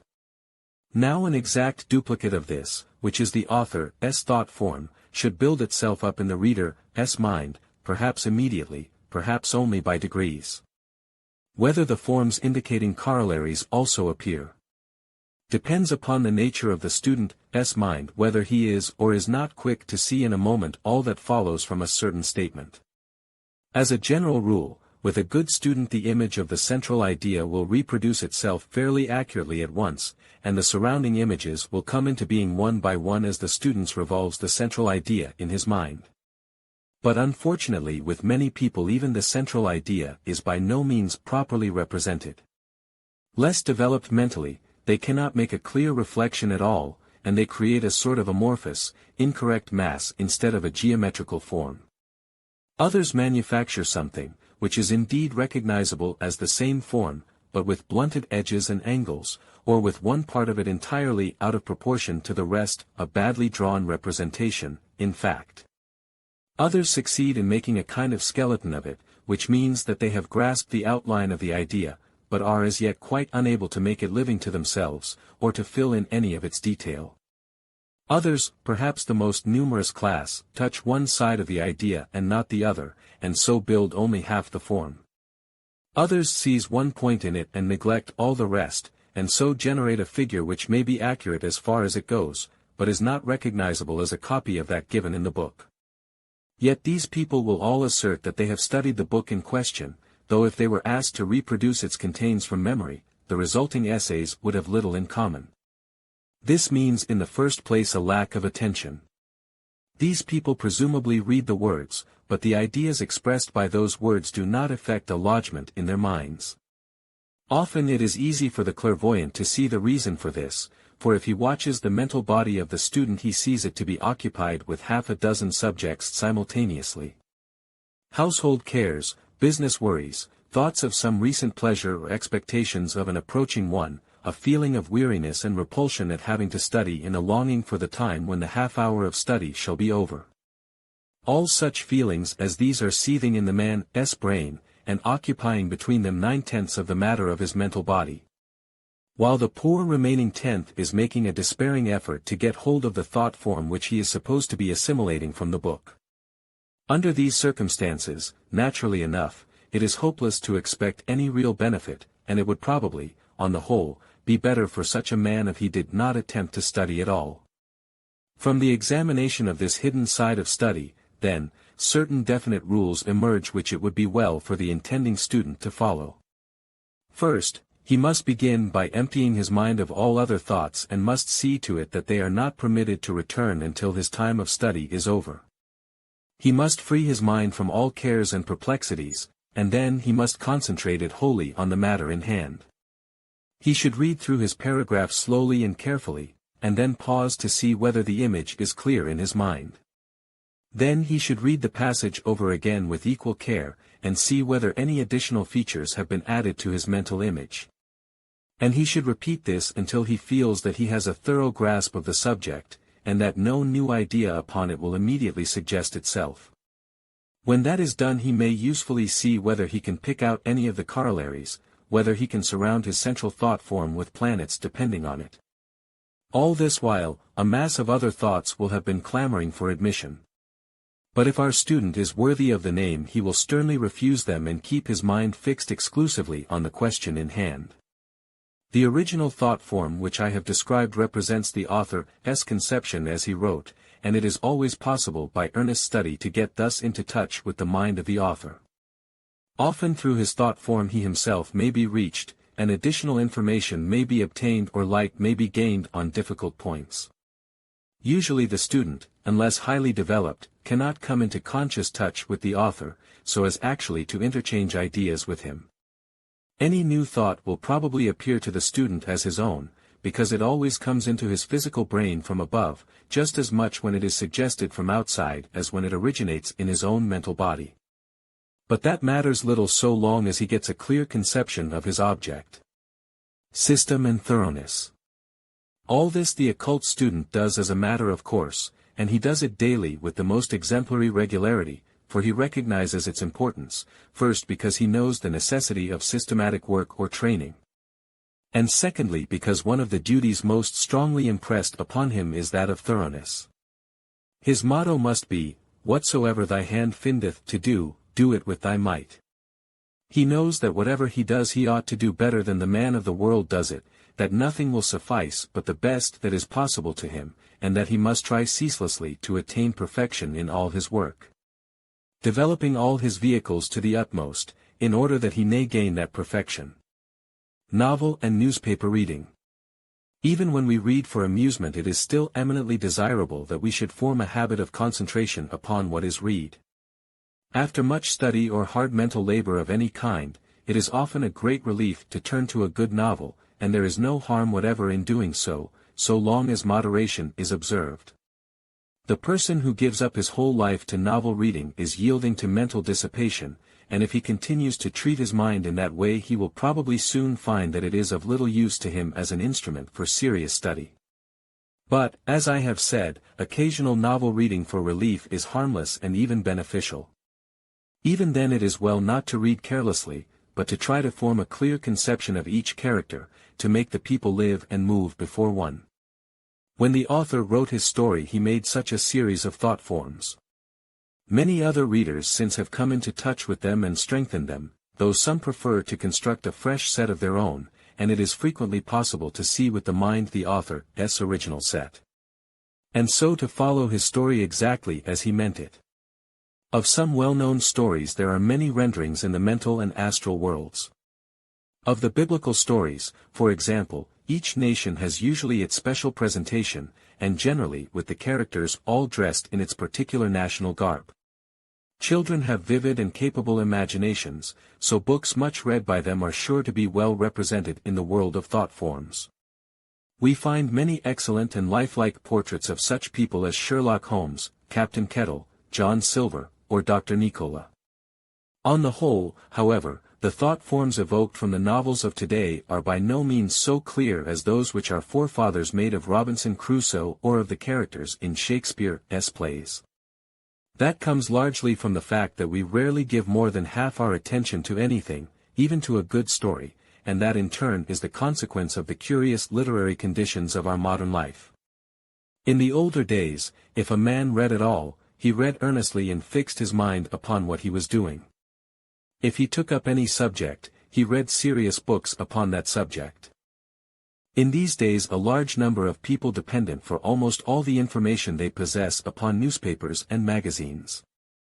The magazine or newspaper article conveys in a handy form for easy assimilation a certain amount of superficial information upon its subject, whatever that may be. It gives enough to enable a man to talk lightly about the matter at a dinner table, but not enough to tax his intellect or to give him a sense of mental effort. It is an age of information by snippets, and the ultimate expression of its spirit is shown by the enormous circulation of such papers as Titbits and Answers. The mind which gains its information in this way has no real grasp of any subject, no solid foundation, and because it has accustomed itself to feeding upon highly spiced fragments it finds itself incapable of digesting a more satisfying meal. An unpleasant feature of the newspaper press of the present day is the great prominence given to murders and divorce cases, and the wealth of sickening detail about them which is put before the public, day after day. This is bad enough from any point of view, but when we add to ordinary considerations those which are shown to us by the study of the hidden side of all these things, we are fairly appalled. The result of this prurient publicity is that all over the country great masses of vivid and most objectionable thought forms are constantly being generated. People picture the horrible details of the murder, or gloat libidinously over suggestive facts or remarks connected with the divorce case. And the resulting thought forms in the first case are of a terrifying character to any nervous person who can be influenced by them. And in the second case constitute a distinct temptation towards evil thought and action for those who have in them germs of sensuality. This is no mere supposition as to what must occur, it is a definite chronicle of what constantly does occur. No clairvoyant can avoid noticing the great increase in unpleasant thought forms during the progress of any of these sensational cases. On the other hand, it is only fair to remember that the curious fragmentary literature of today reaches a multitude of people who in the old days did not read at all. A man who is at heart and by disposition a reality serious student still studies just as of old. A certain number of people who in the older days might have studied seriously, are now diverted from doing so by the facility with which they can obtain superficial information in small doses. But a much greater number of people who would never under any circumstances have taken up serious study are now beguiled into acquiring at least a certain amount of information by the ease with which it can be done. Many a man buys a magazine on a railway journey, for the purpose of reading the stories in it. Finishing them before the journey is over, he fills up his time by imbibing the other contents of his periodical, and in that way learns many things which he did not know before. And may even have his attention attracted to some subject which appeals to him, in which presently he will learn to take serious interest. So these curious basketfuls of miscellaneous information may be said to do good as well as harm, for though the taste for desultory reading and bad jokes may not in itself be a great gain to the errand boy or the shop assistant, it is nevertheless for him the beginning of literature, and it occupies a certain amount of his time which might easily be worse spent in public houses or in doubtful company. In days before the school board, the place of the cheap magazine was largely taken by the spoken story. And it is to be feared that many of the stories told by young men when they were alone together were often of a nature that would certainly not be admitted into our weekly papers. So we must not altogether despise these things, though the serious student does well to avoid them, just because they fill the mental body with a mass of little unconnected thought forms like pebbles, instead of building up in it an orderly edifice. Speech. It is emphatically necessary to remember that speech must be absolutely true. Accuracy in speech is a quality rarely shown in these days, and careless exaggeration is painfully common. Many people are habitually so loose in their statements that they lose all sense of the meaning of words. They constantly say awfully, when they mean very, or describe something as killing, when they are trying to convey the idea that it is mildly amusing. The occultist must not be led away by custom in this matter, but must be meticulously exact in all that he says. There are people who consider it allowable to tell a falsehood by way of what they call a joke, in order to deceive another and then to laugh at his credulity, a credulity which is surely in no way blameworthy. Since the victim has simply given the narrator credit for being enough of a gentleman to speak the truth. I need hardly say that such falsehood is absolutely unpermissible. There can never under any circumstances be anything amusing in telling a lie or deceiving anyone, and the word or the action is just as definitely a wicked thing when spoken or done for that purpose as for any other. The wise man will never argue. Each man has a certain amount of force, and is responsible for using it to the best possible advantage. One of the most foolish ways in which to fritter it away is to waste it in argument. People sometimes come to me and want to argue about theosophy. I invariably decline. I tell them that I have certain information that I can give, certain testimony that I can offer as to what I have myself seen and experienced. If this testimony is of value to them, they are more than welcome to it, and I am glad to give it to them, as indeed I have done over and over again in this and in other books. But I have not time to argue the matter with people who do not believe me. They have the full right to their own opinion, and are at perfect liberty to believe or disbelieve as they choose. I have no quarrel with those who cannot accept my testimony, but I have also no time to waste over them, for that time may be far better occupied with those who are prepared to accept such message as I have to give. Whistler is credited with having once remarked in the course of a conversation on art, "I am not arguing with you, I am telling you the facts." It seems to me that that is the wisest position for the theosophical student. We have studied certain things, so far as we have gone we know them to be true, and we are willing to explain them. If people are not yet prepared to accept them, that is exclusively their affair, and we wish them good speed in whatever line of investigation they wish to take. Argument leads constantly to heated feelings and to a sense of hostility, both things by all means to be avoided. When it is necessary to discuss any subject in all its bearings, in order to decide upon a course of action, let it be done always gently and temperately, and let each man state his own case kindly and deliberately. And listen with all politeness and deference to the opinions of others. Meditation. Just as a man who wishes to be strong finds it advisable to use definite, prescribed exercises to develop his physical body, so the student of occultism uses definite and prescribed exercises to develop his astral and mental vehicles. This is best done by meditation. Of this there are many kinds, and each teacher enjoins that which he thinks most suitable. All the religions recommend it, and its desirability has been recognized by every school of philosophy. This is not the place to suggest any particular system. Those who belong to the Theosophical Society know that within it there is a school for such practices, and those who wish for further information are referred to it. All systems alike set before themselves certain objects, which are not difficult to comprehend. They all direct that a man should spend a certain time each day in thinking steadily and exclusively of holy things, and their objects in doing so are, first, to ensure that at least once each day a man shall think of such things. That his thoughts shall at least once in 24 hours be taken away from the petty round of daily life, from its frivolities and its troubles. Secondly, to accustom the man to think of such matters, so that after a time they may be present always at the back of his mind. As a kind of background to his daily life, something to which his mind returns with pleasure when it is released from the immediate demands of his business. Thirdly, as I began by saying, as a kind of astral and mental gymnastics, to preserve these higher bodies in health. And to keep the stream of divine life flowing through them, and for these purposes it should be remembered that the regularity of the exercises is of the first importance. Fourthly, because this is the way, even though it be only the first halting step upon the way, which leads to higher development and wider knowledge. The gate of the road which through many a struggle and many an effort leads to the attainment of clairvoyance, and eventually into the higher life beyond this world altogether.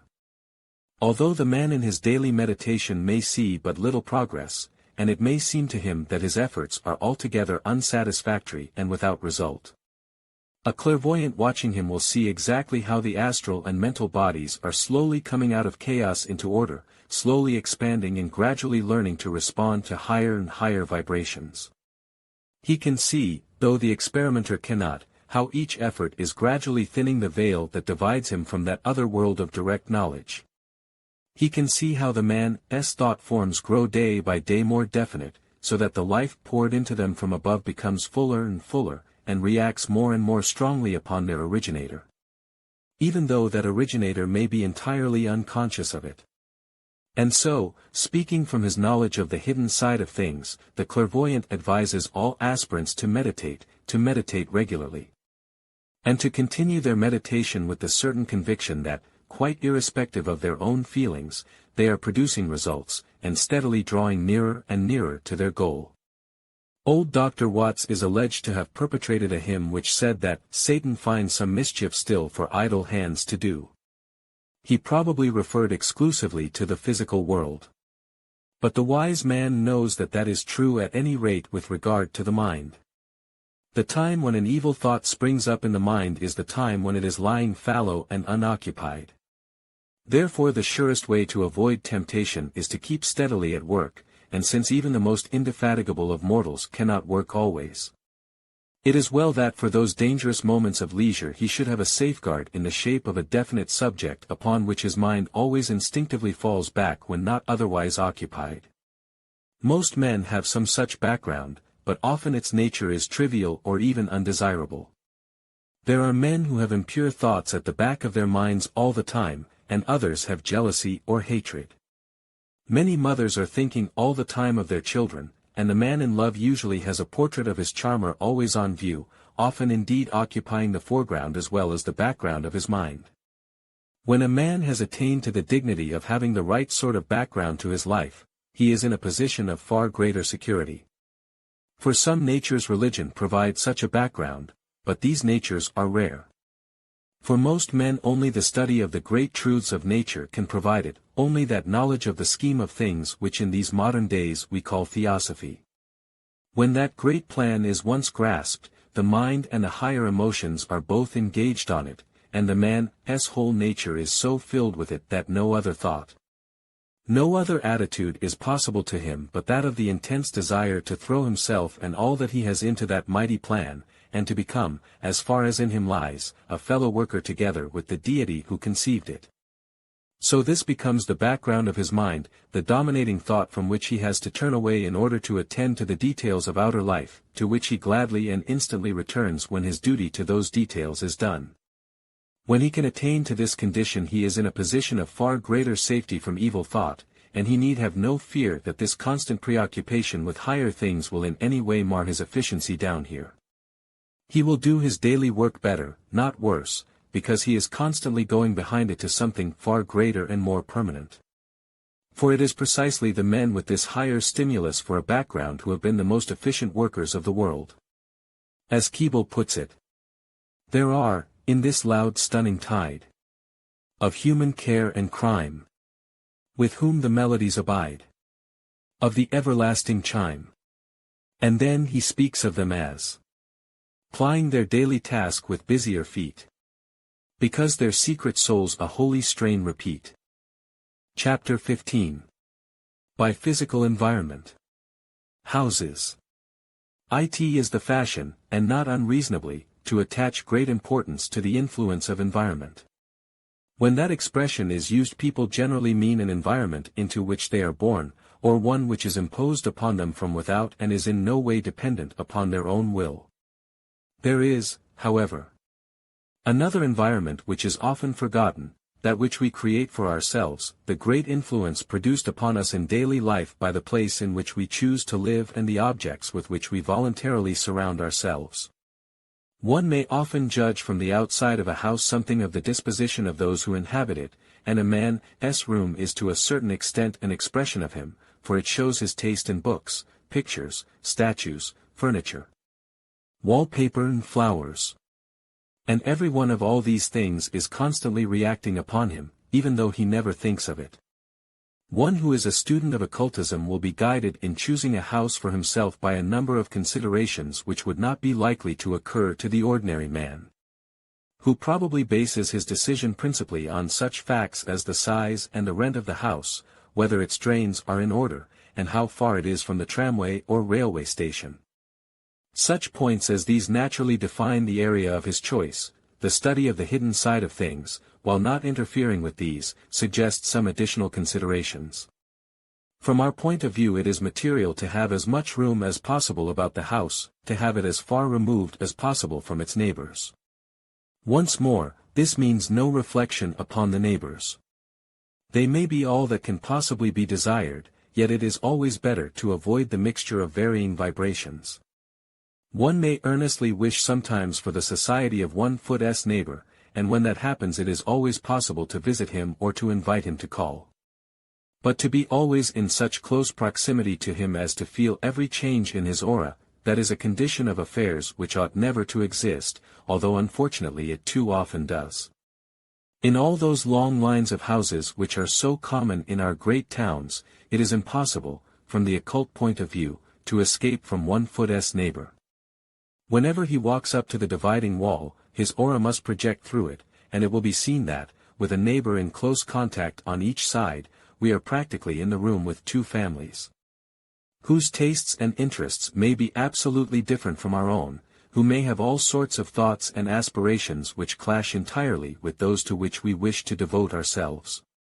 Even a semi-detached house is better than these, for at least in that we share our quarters with only one family, but the truth is that there ought to be no houses but detached houses, however valuable the ground may be. Certainly no one who understands the power of the unseen influences would take a house which is one of a row, if he could by any possibility avoid it. The same difficulty occurs with our modern flats and apartment houses. They may have many advantages and their fittings may be all that can be desired, but they are always open to this most serious objection. If, however, a man's circumstances are such that he must thus live in common with others, he will at least do all that lies in his power to secure that these others shall be reasonably harmonious. Another weighty matter from the occult point of view is the aspect of the house. Considerations of physical health prescribe that a sunny rather than a dark house should be chosen, and these are emphatically reinforced when we think of the higher worlds. I have already said something as to the imperious necessity of sunshine and of all that it brings with it. Not only physical disease, but irritability and depression fly before the direct rays of the sun. So plenty of sunlight and fresh air are the first and most prominent desiderata. The influences of the immediate neighborhood must also be taken into account. Under no circumstances whatever ought a man to take a house which is near to a public house, a slaughterhouse, a prison, or a butcher's shop. It is also eminently undesirable to be in close proximity to the office of a pawnbroker or a moneylender, or to any place where violent and acrimonious debates and arguments are frequently held, in the latter case because of the wearing effect of constant jarring and angry vibrations. And in the case of the usurer because radiations of sorrow and despair are always connected with his business, and often there is bitter hatred as well. A club, too, should be avoided, if it permits gambling. The type of the previous tenants may make a great difference in the comfort of a house. If they have been spendthrifts, if they have been quarrelsome, or if they have suffered deeply from long-continued depression, the place may be so impregnated with thought forms of those varied types as to be a dwelling quite unsuitable for any sensitive family. This difficulty, however, can be overcome by an elaborate demagnetization, if the student knows how to do it. Not only the aspect of the house, as regards the points of the compass, but its aspect in the other sense of the word is also worth noticing. No one should take a house which is ugly, gloomy-looking, or depressing in appearance not only because of its effect upon himself when he looks at it, but because it is constantly surrounded by a cloud of thought forms made by neighbors or passing strangers who are disgusted with its appearance. Even though the house outside be pretty, if there is squalid ugliness in the immediate neighborhood, it is unsuitable. Above all things to be avoided are those long and monotonous lines of mean and sordid-looking houses which one may see in some London suburbs. A garden of some sort is a most valuable asset. In fact, a little cottage in the midst of a large garden is better than the most magnificent house which stands close upon the road in the midst of a row of others. Streets. If the house be in a street, the nature of that street is a matter of great importance.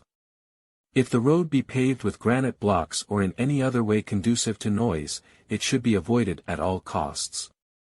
Whereas a quieter form of paving, such as asphalt or wood, would count much in its favor. A street infested by yelling fiends in the shape of hawkers is also unfit for the habitation of anyone possessing the usual allowance of nerves, so long as our government neglects to protect us against so flagrant a nuisance. It goes without saying that one should avoid a street in which there is constant heavy traffic or one in the immediate neighborhood of a railway or tram line, near enough, to suffer from the noise.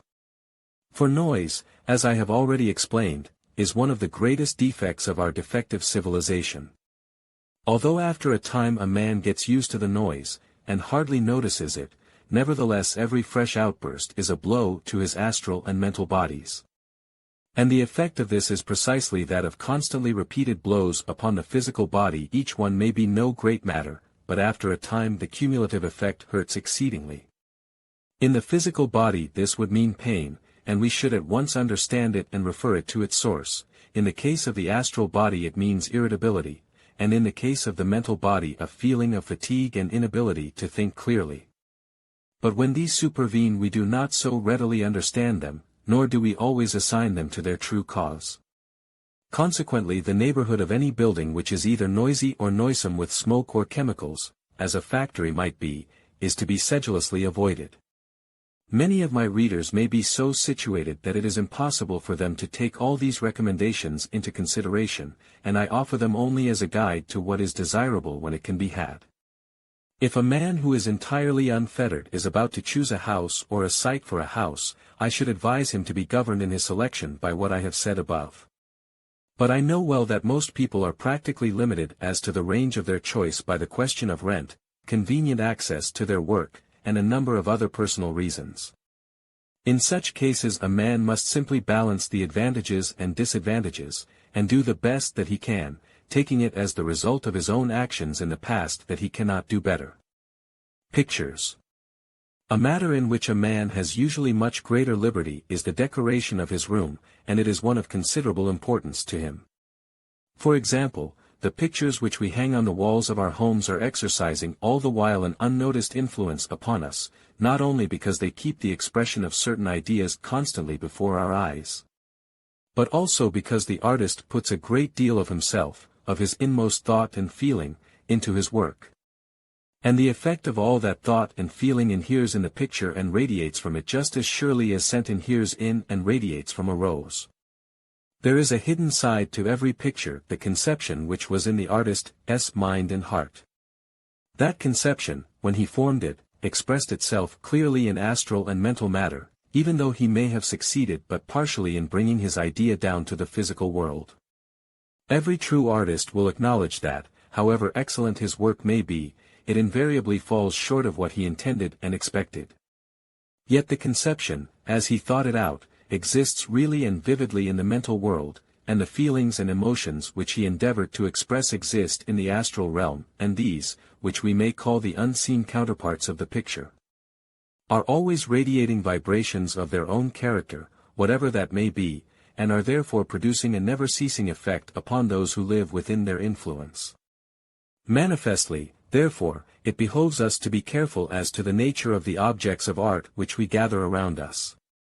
We must avoid all pictures whose subjects are mean, sordid or terrible, however accurately or powerfully those subjects may be delineated. It is well also to avoid even those which, though harmless in themselves, are likely to suggest impure thought to undeveloped minds, because such thought forms will hang about the picture and act as a constant and baneful influence. The modern craze for inane representations of the female face and figure is from this point of view distinctly to be deprecated. So also is that form of artistic realism which sees only the darkest side of life, and recognizes nothing as natural unless it be decadent and depraved. Pictures of sordid scenes of low life, of peasants drinking in an ale-house, of battle scenes or of huntsmen gathered together to slaughter an unfortunate fox, all these will be avoided by the wise man. He will be careful to surround himself only with such pictures as are ennobling, soothing, helpful, those which shed upon him and his an influence tending ever to happiness and peace. Beautiful landscapes and sea views are usually best of all. Pictures also of grand old cathedrals, magnificent buildings with peaceful associations, sometimes a portrait or imaginary figure, if the face be really a fine one, but never under any circumstances one which suggests sorrow, anger, or pain. In religious pictures, for example, the crucifixion, and the Garden of Gethsemane must never appear, but the risen and radiant Christ or a reasonably attractive presentment of the Virgin and Child are admissible. In the same way with statues. Only those should find a place which are of exquisite beauty, in connection with which there could never be the least thought of impurity. A man should think not only of himself, but of servants and possible visitors. No decent person could have thoughts other than the purest in connection with any picture or statue whatever. But if such a thing hangs or stands where others may see it, it is useless to ignore the fact that low-class minds will form low-class images, and so an object which to us is noble and beautiful may come to radiate abominable influences. Care must be exercised with regard to photographs. Private friends are of course admissible, or a public man whom one admires. But on no account should the figures of actresses be introduced, as they always attract the most undesirable thought forms from hosts of impure-minded people. A praiseworthy custom is to have in a prominent position the best available portrait of the ruler of the country, and to surround it constantly with waves of affectionate and loyal thought. For in this way it will radiate an influence of loyalty and devotion upon all who enter the room. Curiosities. Many people like to surround themselves with all sorts of curious little objects, figures, pieces of pottery, carvings in ivory and ebony and so on. Most of these things are harmless enough, though it means a great deal of trouble to keep them scrupulously clean, and unless they are so kept, they become a nuisance of an aggravated type. But with regard to some of these little mementos a certain amount of caution is desirable. Many of such things are old, and some of them have a history attached to them, sometimes a terrible history.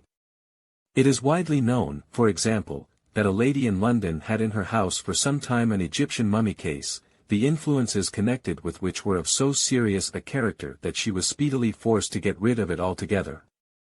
Because of a series of disasters which overtook all who came into contact with it.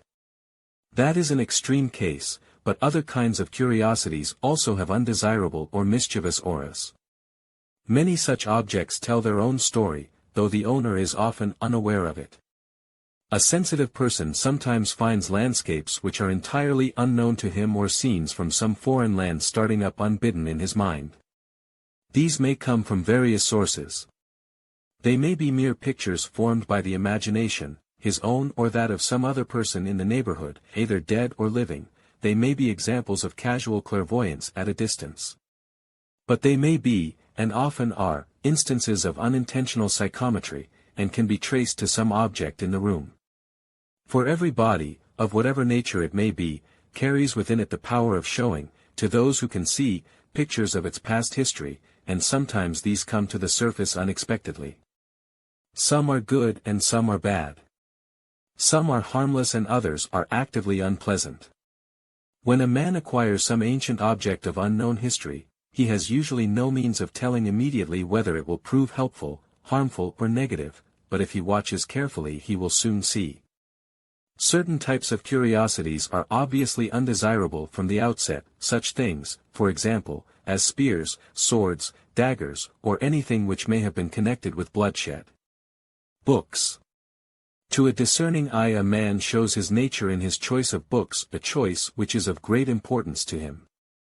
A man reads a book, he lays it aside and perhaps forgets it.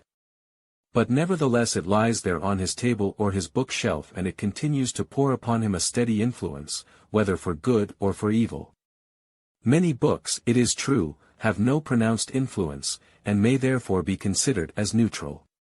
But if a book has done us good, its influence will usually continue to be for good, unless indeed it happens that we outgrow it altogether, and in that case its influence might possibly be a kind of retardation. The main thing is to avoid definitely evil books, horrible, neurotic studies of characters which are better left unstudied. Tales of unnatural and most unpleasant women who are always hovering as near as they dare to the edge of impropriety of some sort, stories of doubtful morality, of shady transactions, or of blank inanity. All these are things for which a sensible man will spare no room on his bookshelves, because they are not worth reading in the first place, and they certainly radiate an impure and unwholesome influence in the second. The great criterion in the formation of a library is that only sane and healthy books should be admitted, for books are specially strong centers of thought forms, and their unnoticed influence in a man's life is often a powerful one. They should be not too many, but emphatically good of their kind. Furnishing. There is hidden side to even so homely a question as that of furniture and color decoration, since every color has its own special rate of vibration, and some of these rates are helpful to man, while others are distinctly a hindrance. Broadly speaking, light and delicate tints are good, while heavy, coarse and dark colors are usually to be avoided. Some consideration should also be given to the purpose for which the room is intended. For example, certain shades of red might be not out of place in a dining room, but would be far from desirable in a room consecrated to sleep or to meditation. Jewelry. Another adjunct of ordinary life, in which the hidden side is of great importance, is jewelry. On the whole, the wearing of jewelry is to be discouraged, because, though every stone has its own special property and influence, the most prominent effect of nearly all of them is to excite bitter envy and covetousness in the hearts of others. Quite a number of women seem to be unable to contemplate a jewel without becoming filled with an inordinate greed to possess it. So that there is scarcely a stone of any beauty or value which is not the center for many converging streams of jealous longing. In the case of the great historical jewels we have the additional complication that all kinds of ghastly crimes have been committed in connection with them. And they are therefore usually objects of horror rather than of beauty to any sensitive person. The jewel represents the highest development of the mineral kingdom, and consequently its power of receiving and retaining impressions is much greater than is the case with almost any other object. The Gnostic gems employed in initiation ceremonies 2,000 years ago still remain vigorous centers of magnetic influence, as may be seen and felt by any sensitive person who will take the trouble to examine some of those in the British Museum. At the spot where any great crime has been committed, or where vivid emotions of fear, anger, hatred or revenge have been in action, an astral impression is made which is immediately obvious in its full horror to the clairvoyant, and is frequently sensed to some extent even by persons in whom the higher senses are entirely undeveloped. This is true to a still greater extent of a jewel which has been the cause of many crimes, has been present at them and has absorbed the effect of all the passions which prompted them. Such a jewel retains these impressions with unimpaired clearness for thousands of years, and continues to radiate out from itself the vibrations appropriate to them, and the psychometer sees around it all these pictures of indescribable horror. The wearer of the jewel frequently does not see them, but nevertheless their pernicious effect is constantly exercised upon her. It is not only in connection with great historical gems that this unpleasantness exists, for I have come across several instances in which ordinary stones have been the occasion of a terrible crime among the miners who discovered them. I know of one such, in which the finder was murdered by another man, but lived long enough to attach a fearful curse to the gem for the sake of which he had lost his life. This curse was acting so definitely upon various wearers of the jewel 50 years later, that it seemed the safest and best course to throw the stone into the sea, which was accordingly done. Talismans. In a general way, therefore, the occultist avoids all jewelry, and he certainly never wears it for the sake of show. At the same time the fact that a precious stone will retain magnetism so perfectly for so long a time, and will store so much power in such a small compass, makes it a convenient object when a talisman is required for any purpose. For a talisman is not, as is often supposed, a mere relic of medieval superstition, it may be a definite and very effective agent in daily life. It is some small object, strongly charged with magnetism for a particular purpose by someone who knows how to do it, and when properly made it continues to radiate this magnetism with unimpaired strength for many years. The purposes to which such things can be applied are almost infinite in number. For example, many a student at the beginning of his career is much troubled by impure thoughts. Naturally he sets himself to struggle against them, and maintains a constant watch against their advance. But nevertheless thought forms of an objectionable nature are numerous and insidious, and sometimes one of them contrives to obtain a lodgment in his mind and causes him much trouble before he can finally shake it off. He may perhaps have been in the habit of yielding himself to such thoughts in the past without realizing the evil of it, and if that is so, his thought has acquired a momentum in that direction which is not easy to overcome. A talisman, strongly charged with the powerful magnetism of thoughts of purity, may be an invaluable help to him in his efforts. The rationale of its action is not difficult to understand. An impure thought expresses itself as a certain definite set of undulations in the astral and lower mental bodies. And it can find entrance into a man's vehicles only when they are either comparatively at rest or vibrating so feebly that its impact can readily overpower the existing rate of motion, and take its place. The talisman is heavily charged with an exactly contrary rate of oscillation, and the two cannot coexist. One of them must overpower the other and bring it into harmony with itself. The impure thought has probably been made by some casual person, not usually with any definite intent. It is generally simply a suggestion or reminiscence of lower passions. It is not therefore a thing of great power in itself. But it is likely to produce an effect quite out of proportion to its intrinsic strength, because of the readiness with which the average person accepts it and responds to it. The talisman, on the other hand, has been intentionally charged for a definite purpose by someone who knows how to think. And this is a matter in which definite training makes so much difference that the lightest thought of a man who has learned how to think is far more powerful than a whole day's desultory musings on the part of an ordinary man. So, when the two streams of thought come into contact, there is not the slightest doubt as to which will vanquish the other. If we can suppose that the wearer of the amulet forgot his good resolutions, and actually wished for a time for the impure thought, no doubt he could attract it in spite of the talisman. But he would be conscious all the time of great discomfort arising from the discord between the two sets of vibrations. In most cases the man who is really trying to do better falls only because he has taken off his guard. The impure thought creeps in insidiously and has seized upon him before he is aware of it, and then he quickly reaches the condition in which for the moment he does not even wish to resist. The value of the talisman is that it gives him time to recollect himself. The disharmony between its undulations and those of the wandering thought, cannot but attract the man's attention, and thus while he wears it he cannot be taken unawares, so that if he falls deliberately. Again, some people suffer much from apparently causeless fear. Often they are quite unable to give any reason for their feelings. But at certain times, and especially when alone at night, they are liable to be attacked by extreme nervousness, which may gradually increase to positive terror. There may be various explanations for this. Perhaps the commonest is the presence of some hostile astral entity who is persecuting the victim, sometimes in the hope of obtaining through him some sensations which he desires.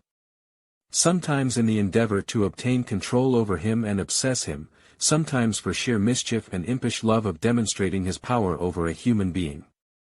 Here again is a case in which the medieval remedy has a distinct practical value. Naturally, the talisman against impurity would not avail in this case, for quite a different sort of motion is required. What is wanted in this case is a center strongly charged with vibrations expressive of courage and self-reliance, or, if the wearer is of the devotional type, with thoughts of the protective power of his special deity. For an amulet has a double action. Not only does it operate directly by means of the waves which it radiates, as we have just described in the case of impurity, but also the knowledge of its presence usually awakens the faith and courage of the wearer.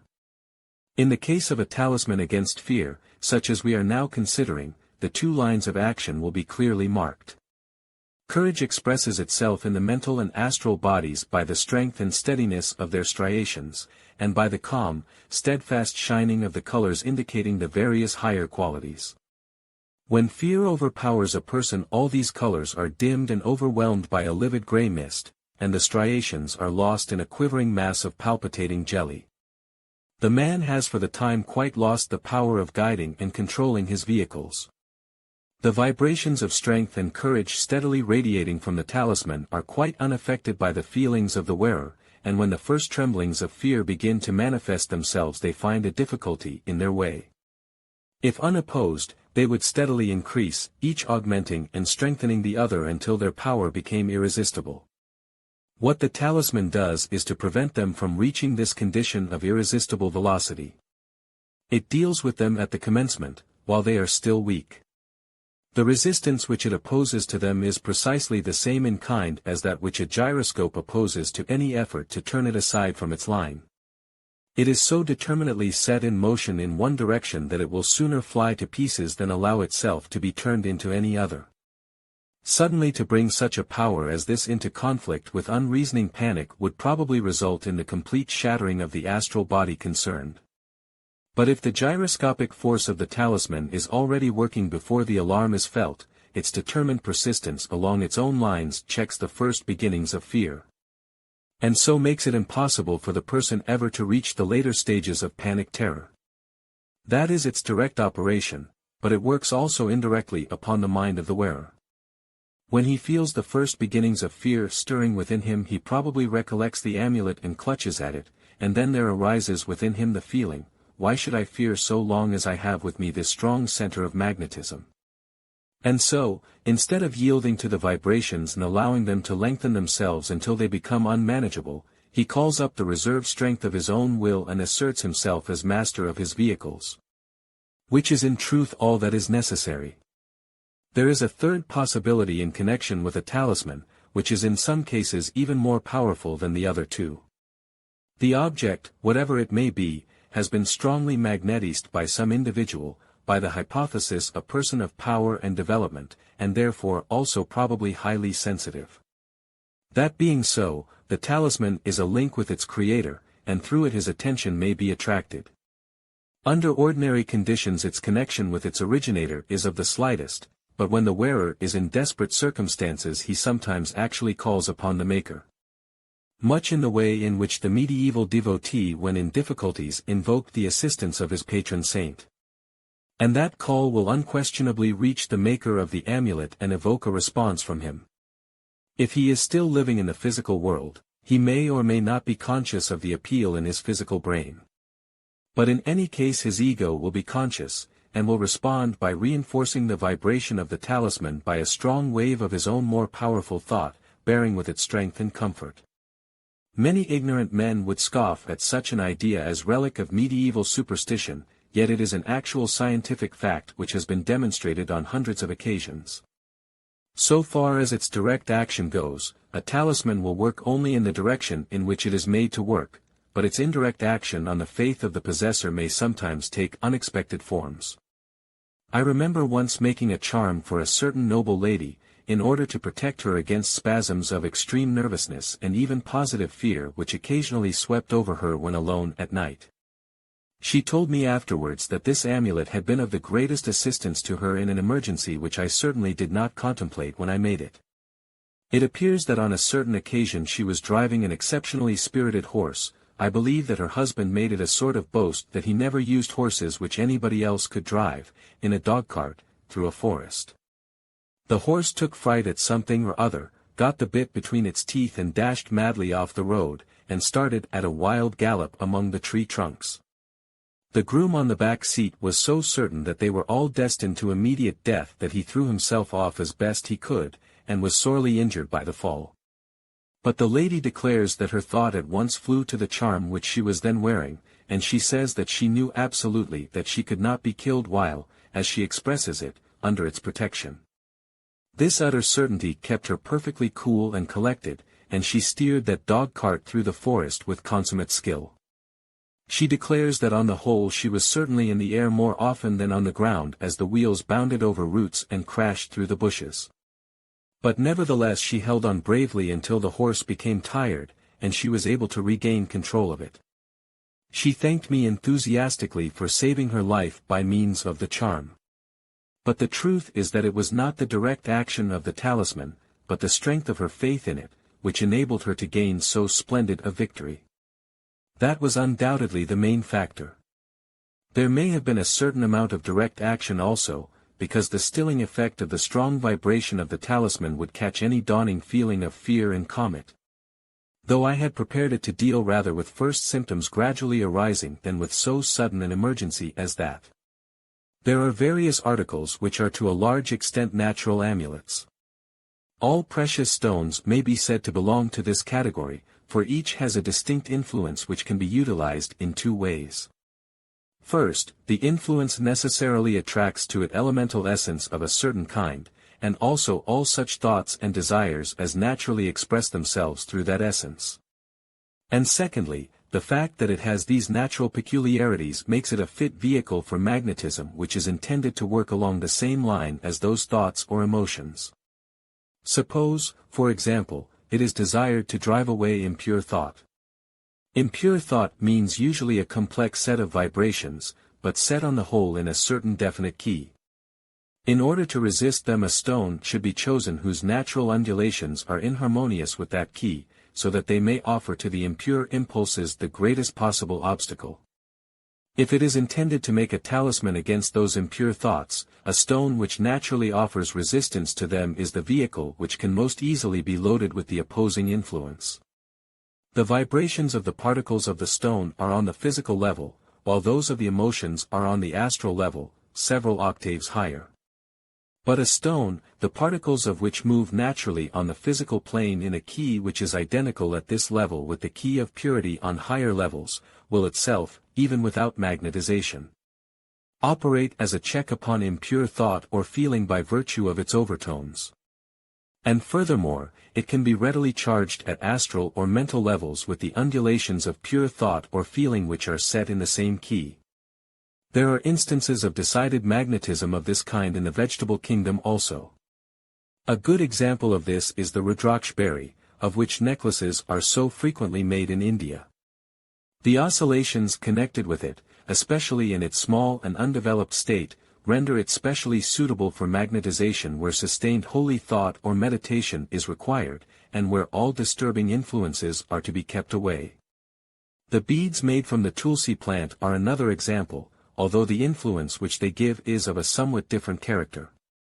An interesting set of natural talismans are those objects which produce strong scents. It has already been mentioned that incense produces a strong effect along these lines, the gums of which it is composed being specially chosen because the radiations which they give forth are favorable to spiritual and devotional thought, and do not harmonize with any form of disturbance or worry. It is possible so to combine ingredients as to make an incense which will have the opposite effect. This was sometimes done by the medieval witches, and is done today in Luciferian ceremonies. On the whole, it is generally desirable to avoid coarse and heavy scents, such as that of musk or of sachet powder, as many of them are closely in tune with sensual feelings of various kinds. An object not intentionally charged for that purpose may sometimes have the force of a talisman. A present received from some loved one, if it be of a nature that can be worn or carried about by the recipient, constantly serves to him as a reminder of the donor, and often so far gives the sense of the donor best presence as to prevent him from doing things that he would not do if that donor were looking on. I have heard of more than one case in which a man, wearing a ring or a chain given to him by his mother, was thereby saved from committing some questionable act, or indulging in some improper pleasure, because, just as he was about to yield to the temptation, his glance fell upon the object, and that brought to him so strongly the thought of his mother and of what she would feel if she could see him, that he at once abandoned his project. A letter carried about in the pocket has been known to serve the same purpose, for a man feels, how can I do this thing with her very letter in my pocket, how can I take that into surroundings where I should be ashamed that she should see me? I remember one case in which such a struggle ended in the man tearing up the letter and throwing it away in order that he might be able to indulge himself, but usually the opposite result is produced. Things we carry about. Thus it will be seen that the objects which we carry about with us in our pockets may have decided influence upon us. A man's watch, for example, which he has always with him, becomes strongly charged with his magnetism, and if after wearing it for some years he gives it or lends it to another, that other person, if he be at all sensitive, will be constantly reminded of his friend, and conscious of a feeling as though he were present. I remember that a prominent member of the Theosophical Society, long since dead, used often to make presents of watches to those disciples in whom he was specially interested. charging them strongly before he gave them with whatever quality he thought that the recipient most needed. As his young friends naturally wore those watches, he succeeded in several cases in effecting in them considerable changes of character. Money. One unpleasant thing, from one point of view, which we all have to carry about with us is money. It will naturally occur to the humorist to say at this point that he could do with a good deal of that kind of unpleasantness. I quite understand that point of view, and I recognize that in our present civilization it is desirable to possess a certain amount of filthy lucre, and even necessary to carry at least a little of it about with one, so as to be prepared for unexpected emergencies. Nevertheless, the fact remains that while money in the abstract is no doubt a good thing to have if one knows how to use it wisely, money in the concrete form of coins and notes is frequently charged with the worst possible magnetism. New notes and new coins are harmless enough, but after they have been in circulation for a little time they acquire not only all sorts of physical dirt but also many varieties of influences, nearly all of them exceedingly unpleasant. The reason for this is not difficult to understand, for the magnetism surrounding the coin is produced by the thoughts and feelings of those who have handled it or carried it. First, and as a general principle, without taking any special feeling into consideration, any coin which has been handled and carried by a large number of people must inevitably be charged with a great mixture of different kinds of magnetism. It is, therefore, from the point of view of vibrations, a center of discord around which all kinds of warring influence are boiling up in the wildest confusion. The influence of such a thing as this is disturbing and irritating, and it has, though to a much stronger degree, exactly the same effect upon the astral and mental bodies as has the continued bombardment of radium emanations upon the physical body. Several scientific people have discovered by painful experience that to carry a fragment of radium in 1 foot's waistcoat pocket presently produces a peculiarly obstinate sore upon the skin underneath it. Just like that, but larger in proportion, is the effect produced on the higher vehicles by the presence of a much-used coin. Copper and bronze coins are in this respect the worst of all, except perhaps old and dirty banknotes. Gold and silver coins absorb the influences which surround them, but their qualities make them somewhat less receptive to the worst characteristics. From all this it emerges that it is better not perpetually to have in 1 foot's pocket more money than is actually necessary.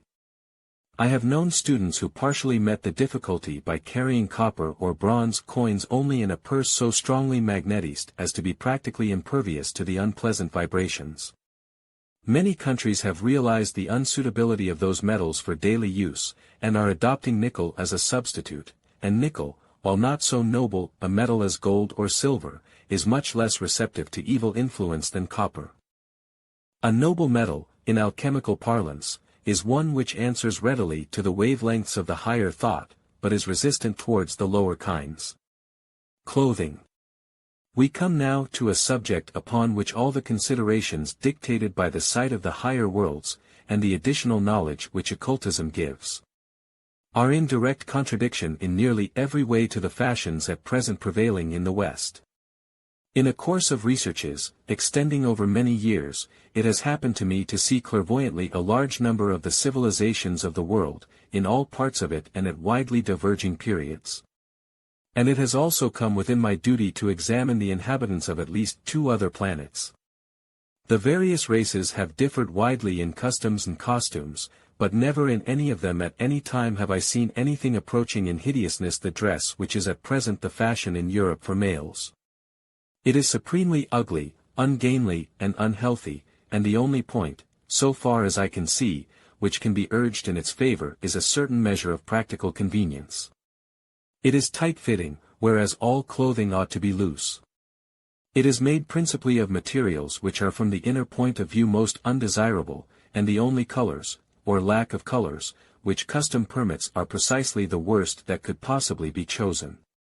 Our outer garments are black, or brown, or gray, and one has only to study man visible and invisible in order to see what those hues signify, or if a shade of blue is sometimes permitted. It is so dark that one can scarcely distinguish that it is blue at all. There are certain practical reasons for all these unpleasant features. Our clothes are tight-fitting because we wish to be ready at any moment to exhibit activity in running, jumping or riding. They are made of heavy woolen materials in order to keep out the cold. And they are made in these ugly dark colors in order to disguise the dirt which accumulates upon them after even a single day's wear, owing to the facts that we are not yet sufficiently civilized to make all kinds of fires consume their own smoke. And that we have not yet learnt to make a road that shall be free from dust and mud. If anyone desires to know what a load of unspeakable filth he is carrying about with him, let him take any old coat or other outside garment which he has discarded, and wash it thoroughly in a tub of water, as underclothing is washed. The color of the water will be a revelation to him. From the occult point of view, nothing will justify a man for existing in such a condition of filth. Clothing which is not only washable but frequently washed is absolutely the only kind that is permissible from the standpoint of the thinker. I know quite well that, as things stand in Europe or America, it is practically impossible for the most earnest student to do in this respect what he knows he ought to do. For the slavery of custom is so absolute that a man cannot live among his fellows unless he follows it. It is strange that this should be so, and it is most discreditable to those nations. It absolutely disposes of their claim to be considered liberal or free-minded people, but so it is. Information as to what ought to be done in these matters is therefore unfortunately useless to our Western brothers, because they simply cannot do it. But fortunately there are other countries in the world which, though perhaps equally under the slavery of custom along other lines, happen to have a better custom in regard to this particular matter. And so information about it may be of use to their inhabitants. A man dresses primarily for decency and for the sake of his own comfort. But he ought surely also to consider the aspect which he presents to his fellow creatures, and even for that reason alone the superlative ugliness of our present costume is a positive sin.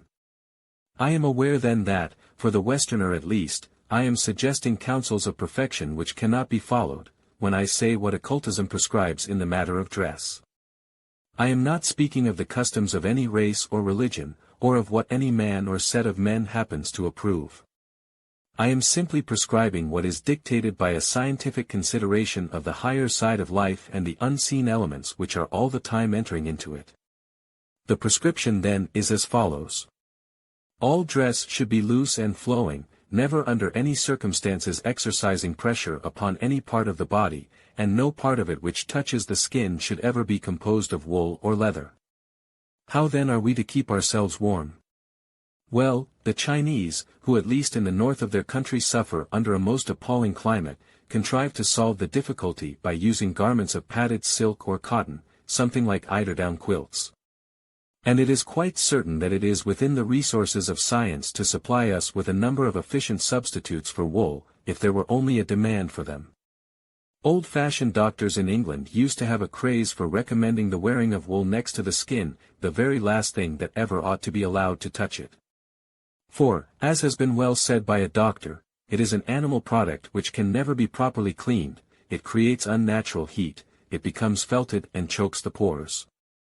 It absorbs moisture very slowly and dries very slowly, therefore retaining the moisture of the body, it enervates and enfeebles the system, encourages chills and colds, and promotes rheumatism. It often causes, and always irritates, rashes and other skin diseases. It cannot be boiled without destroying the fabric, and it always shrinks. From the occult point of view the condemnation of it is even more emphatic, and includes various other reasons. Clothes ought to be of brilliant colors, not only for the sake of giving pleasure to the eyes of our neighbors, but also because of the effect of the colors upon ourselves. The present system of dressing entirely in sub-fusc hues is undoubtedly productive of a vast amount of depression and stagnation of thought. And by it we entirely lose the different effects which may be produced upon the disposition by the wearing of different colors. When we have advanced sufficiently for a reasonable costume to become possible, it will be of interest to discuss the qualities of the colors, and which are most suitable for particular types of people. At present it would be of little use. In many Oriental countries the customs in these matters are far more rational. In Burma, for example, when lecturing on a festival day at the Great Golden Pagoda in Rangoon, I have seen my audience stretch before me glowing like a splendid flower bed with variegated colors.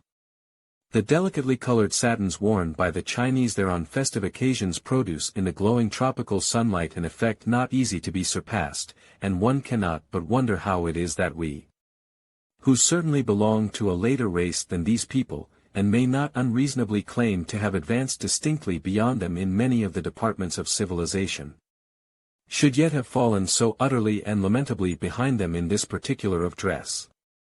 The worst features of it are really quite recent.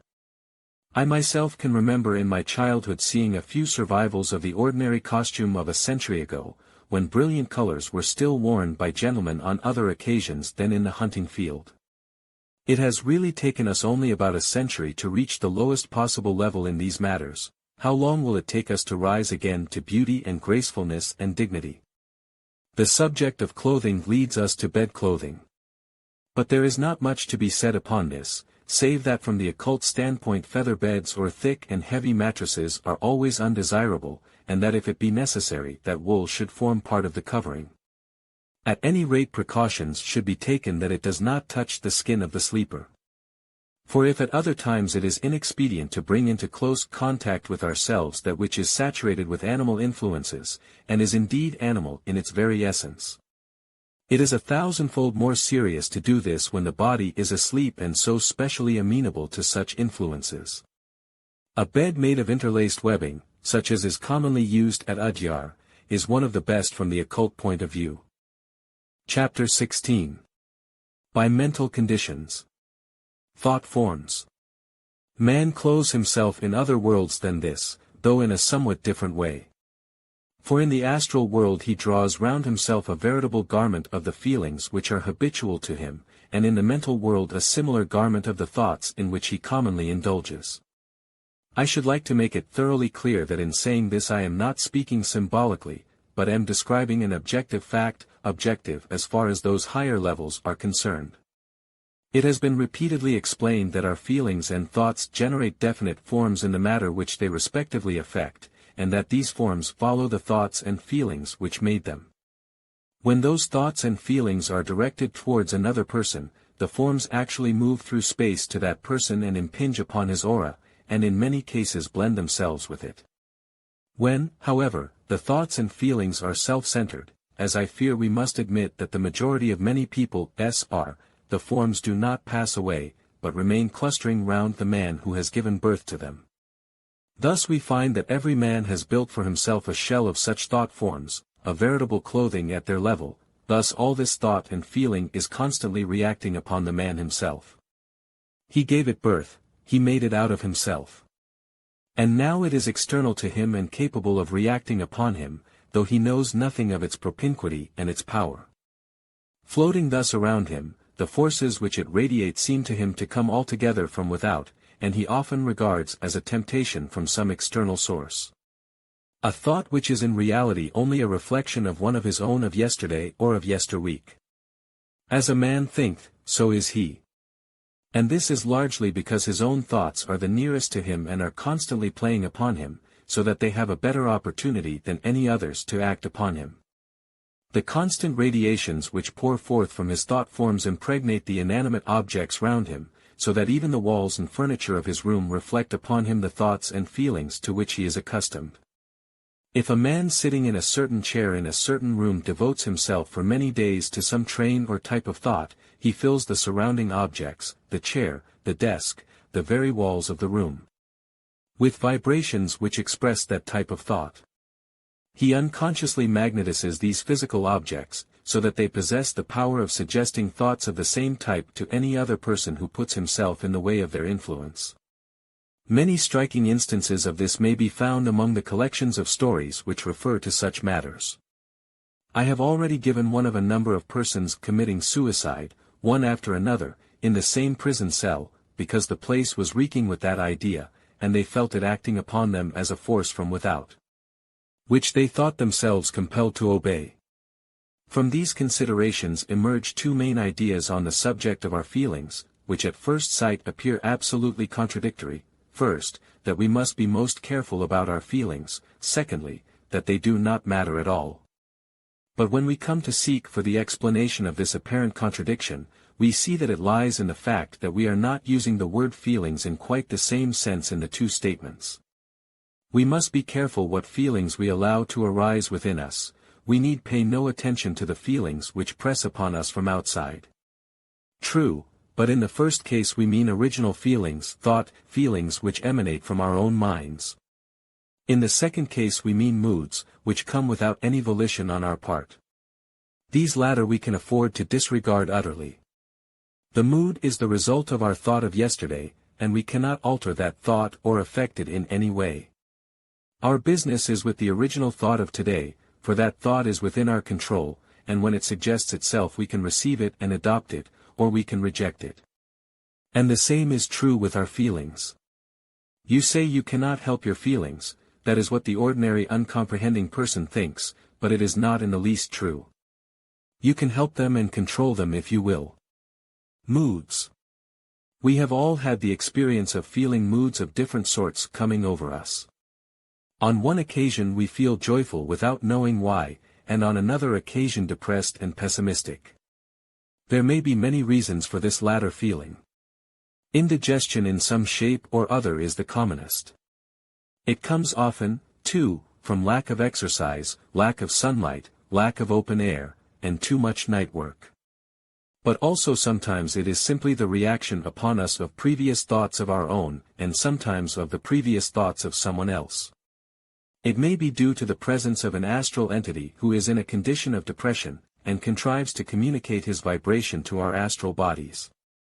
But whatever may be its cause, the depression must be thrown aside, and we must endeavor to go on with our work precisely as though it did not exist.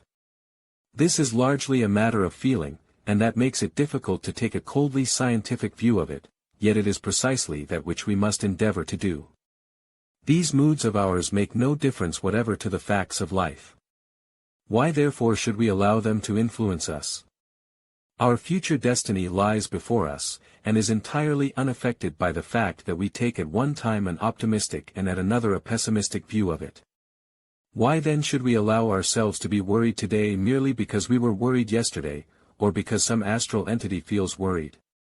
The hidden side of all these moods shows them to come from various causes. But it also shows us clearly that, whatever the causes may be, our duty is to go on with our work, and pay absolutely no attention to them. Recurrent thoughts. In yet another way, too, we must carefully watch the action of recurring thoughts.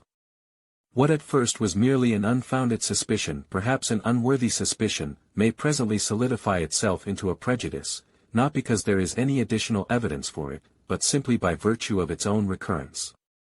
We adopt, often without due reason, a certain attitude toward some person or thing, and then, merely because we have taken it up, we persist in it. And even though we may be quite aware that at first it was nothing but the merest suspicion, by virtue of having thought it over and over again we believe it to be well-founded, and proceed to reason from it as though it were a fact. Thus often prejudices are born, and we have already explained that prejudices are fatal to progress. Again, this reaction of thought forms tends to set up in us certain qualities. Many a man has begun by being, quite rightly, careful as to the expenditure of his money. But the anxious thought which he has devoted to the consideration as to how he should economize has reacted upon him again and again until it has become the dominant idea in his mind, until it has generated within him the quality of avarice. It is not only inward upon its maker that the thought form pours its influence, it is also radiating outwards. And the effect of that outward vibration is to attract other similar thought forms which strengthen the action of the original. It is therefore necessary for us to be on our guard in these matters, to watch carefully the thoughts and feelings which arise within us, and to distinguish between those which come from above, from the ego, and those which merely flow in at lower levels. Falling in love. Another instance of the repeated action of a thought form is what is commonly called falling in love. Of this there are at least two clearly marked varieties, which are commonly defined by novelists as gradually growing into love and as falling in love at first sight. This latter phenomenon, if it ever really occurs, as I am inclined to think that it does, must mean the recognition by the ego of one who was well known in previous incarnations. But the former and more ordinary variety is usually due to the intensified action of repeated thought. To speak with any degree of common sense on this subject is likely to render one unpopular, because each man regards his lady love as the only woman in the world who is really an epitome of all the virtues, and is prepared to maintain that proposition at the sword point if necessary. Yet if it were possible for him to take an unimpassioned and reasonable view of the matter, which of course it is not, he would have to admit that, while she is all this to him, there are other ladies in the world who appear to occupy the same position in the minds of other people who are, in the abstract, just as intelligent and as capable of forming an opinion on such a matter as he himself is. Why then, where there is no question of a tie formed in a previous incarnation, should he select a certain young woman out of all the rest of the world, to be for him an embodiment of all that is noble and beautiful? The truth is unromantic. It is largely a question of propinquity. The normal young man, thrown by circumstances into close relations with the normal young woman, is likely to fall in love with her. And though B would never believe it, if he had been thrown into similar intimate relations with any one of 100 other equally normal young women, he would have fallen in love with that other just as easily. In the first place, a young lady makes upon him an agreeable passing impression. If he did not meet her again, it is probable that after a few days he would cease to think of her. But if he sees her often, his thought form of her becomes strengthened and he begins, though he does not know it, to see more deeply into her than he did at first. And this process continues until he learns to see in her the divine reality which lies behind us all. It lies behind all equally, but he has learnt to see it only in her, and therefore for him it takes her form. And when once he has seen it through that form, to him at any rate it can take no other. And so he dowers her in his imagination with all sorts of virtues and all splendid qualities, which are in her, as they are in us all, yet may not be manifested through her to other eyes than his. They are in her, because her ego, like all others, is a spark of the divine fire, and in him these qualities inhere and exist in perfection. The manifestation of them in this physical world may be no greater in her than in 100 others, but he sees them in her because it was through her that he first learnt to realize them at all. And so in truth, from the occultist's point of view, the rhapsodies of thousands of lovers about the respective objects of their adoration are all true, even though they seem mutually exclusive. For the truth is that which they all love is one, though for each it manifests through a different vehicle, and because they with their partial vision cannot separate the one from its manifestation, they endow that special manifestation with qualities which belong not to it but to that which shines through. So all are right in the qualities which they see, and wrong only in claiming exclusive manifestation through the form through which they have learnt to see them. Often the impartial outsider finds it difficult to understand, looking at it from the point of view of the physical world, what a certain man saw in a certain woman to induce him to desire to make her his wife. The answer is that the husband saw in her something which is not visible on the physical level. Something which is to be discerned only by looking much deeper than that, and his attraction to her was that it was through her that aspect of the divine was revealed to him. People often say that the lover's imagination gives to his prospective bride qualities which in truth she does not possess. The occultist would say that the lover is right, she does possess them, because God, of whom she is a part, possesses them. And for her lover she is a channel through which he can see him. But others for whom she is not the channel cannot see those qualities through her, but may at the same time be seeing them through someone else. One great advantage of this is that, if the woman be a good woman, she tries to live up to the level of her lover's thought form of her.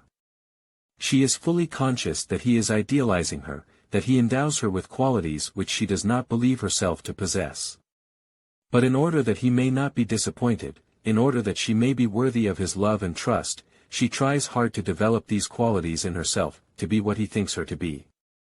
And because in essence she is what he thinks her, because in the monad behind her those qualities do exist, she is often successful, at least to some extent, in bringing them down into manifestation.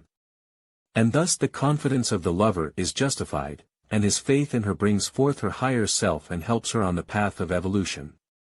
All this, be it observed, works both ways, and the woman tries to find her ideal through a man just as does a man through a woman. The human being as at present constituted usually finds his ideal most readily through someone of the opposite sex, but this is not invariably so. Sometimes a younger man adores an elder one, and through his admiration and affection for him obtains his glimpse of that true world which we call the ideal, and sometimes the same feeling exists between a younger woman and an experienced matron.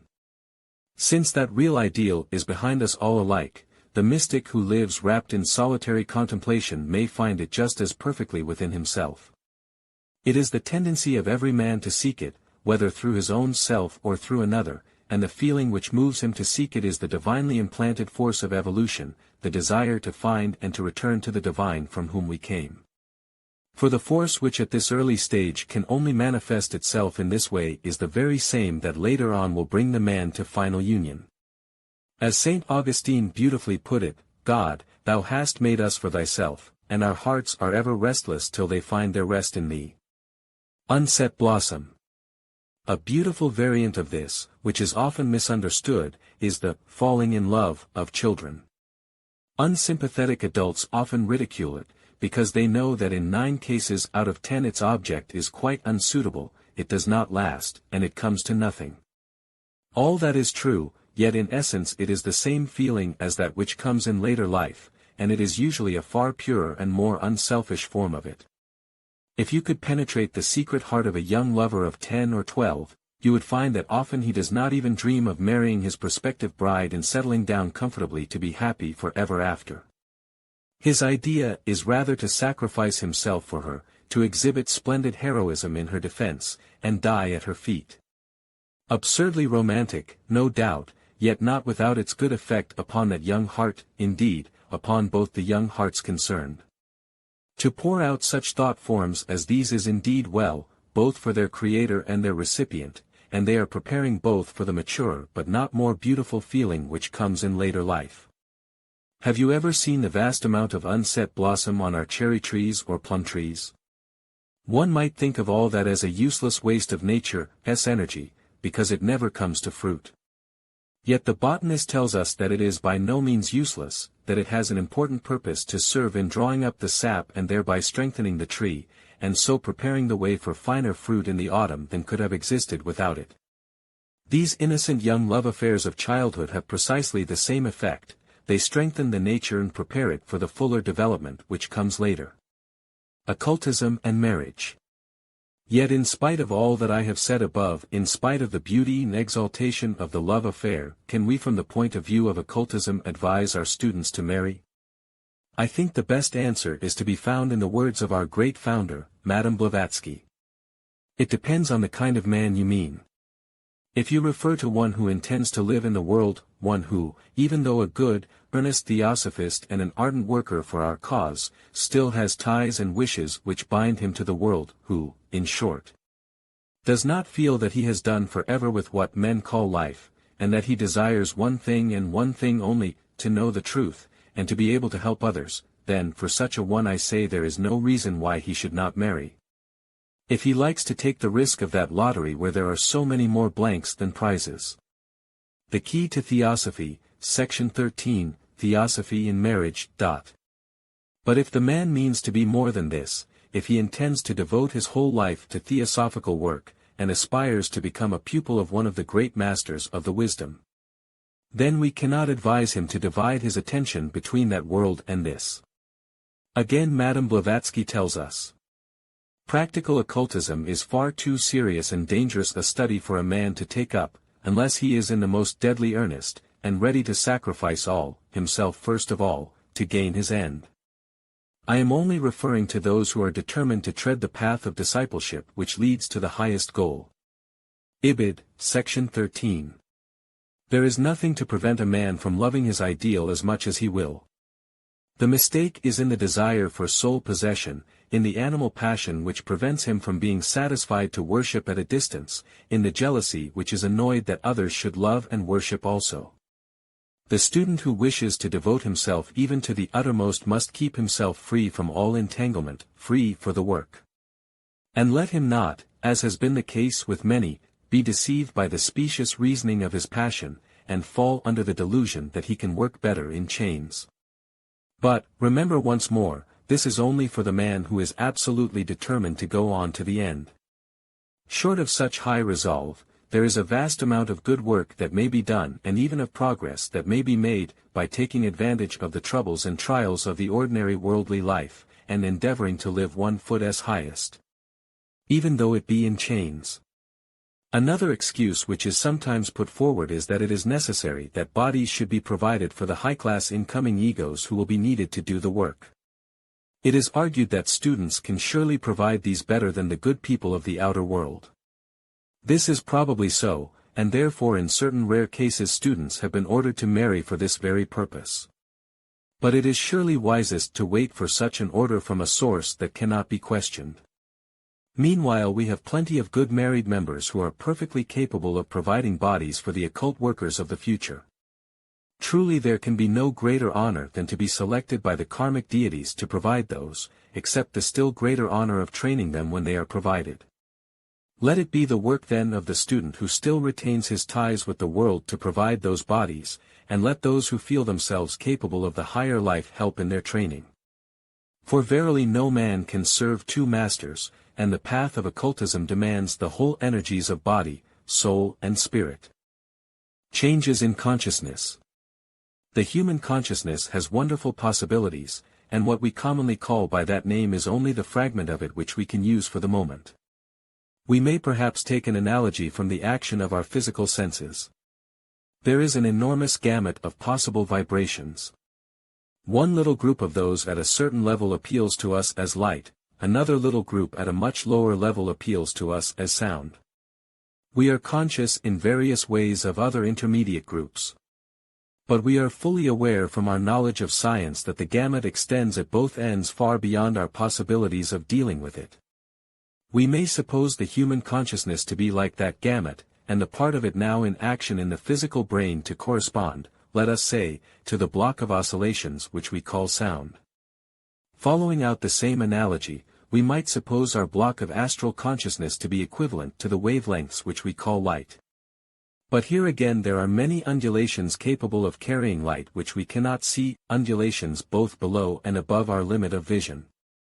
In just the same way, below our physical consciousness and above it, and below our astral consciousness and above that, are further sets of vibrations to which our consciousness might be adapted, but is not.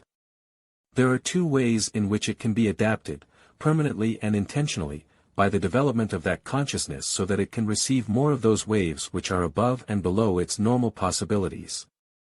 Or temporarily, by some disease or abnormality which shifts our octave of consciousness either upwards or downwards.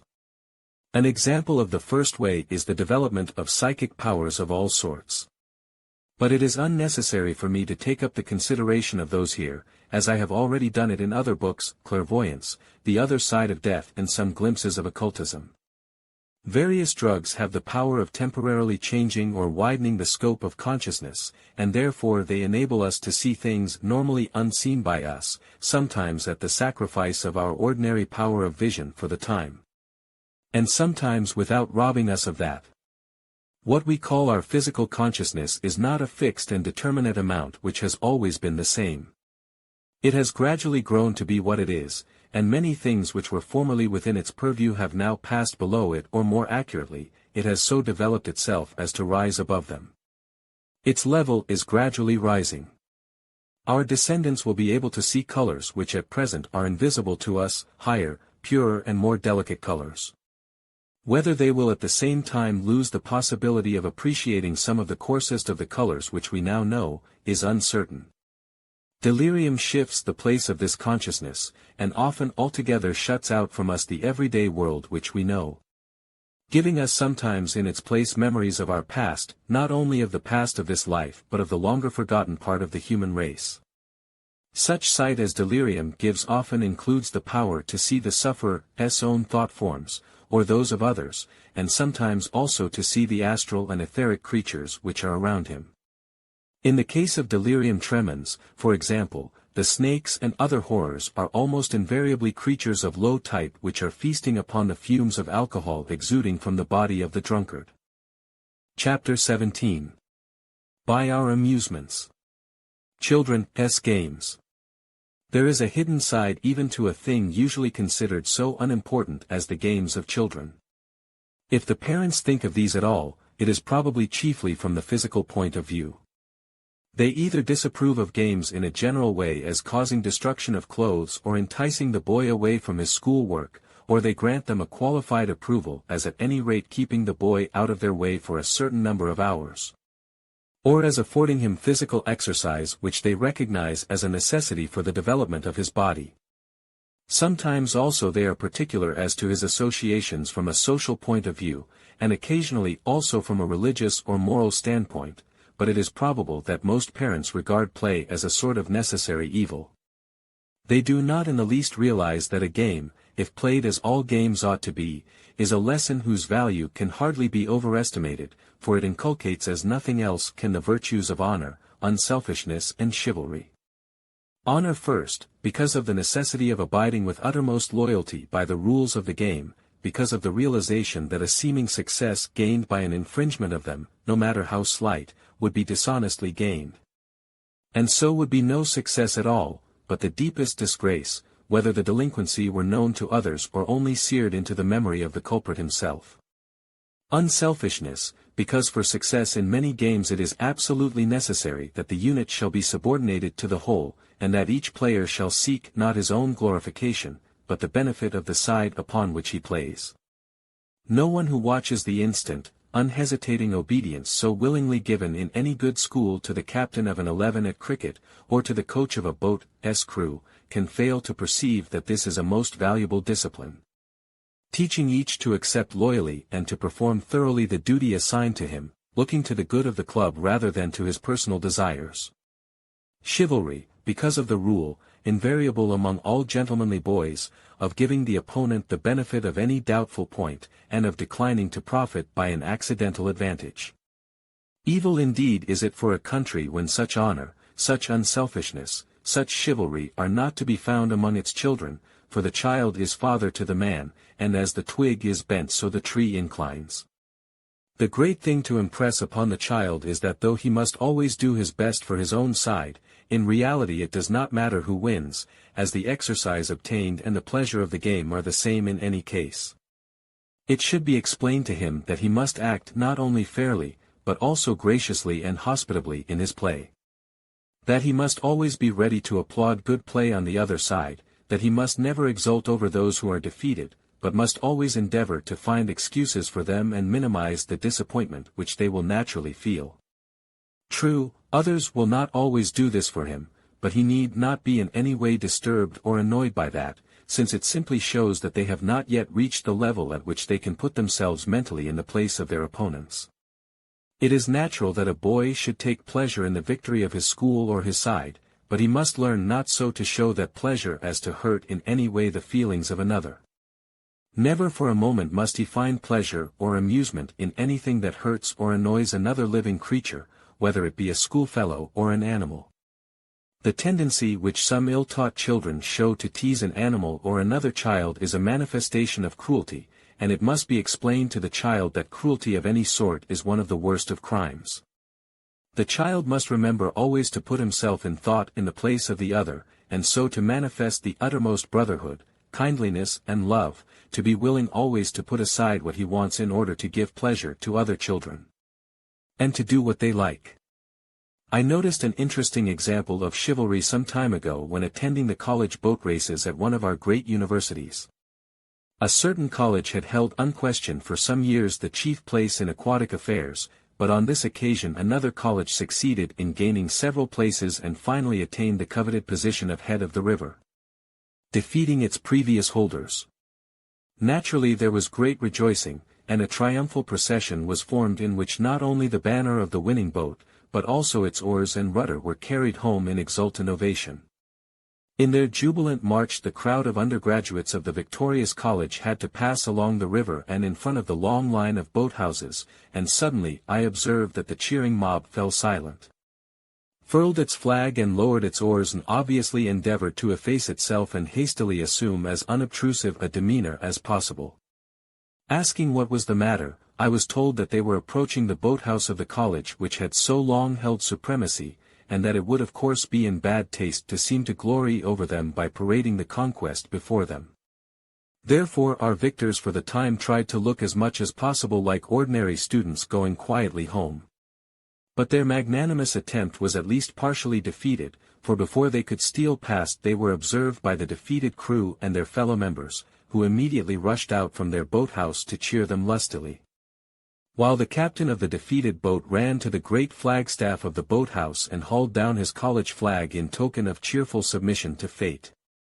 As a spontaneous expression of good feeling on the part of these young fellows just fresh from school, this pleased me greatly, and I could not but see that the public opinion among them was a healthy and enviable one. Sport. Unfortunately, the amusements of adults are not always as harmless and wholesome as those of children. There is nothing to be said against cricket or golf. And rowing and swimming are always admirable, as bringing the etheric, astral and mental bodies into closer contact with the nature spirits of the water and their influences, which make an agreeable contrast with those to be found upon land. Still more is this true if the swimming is done in the sea, for the variety there is greater. Such change of impressions is always good, as it sets in vibration new parts of the various bodies, and so adds greatly to their general health. But it is impossible to reprobate too strongly the revolting cruelty that is sometimes misnamed sport.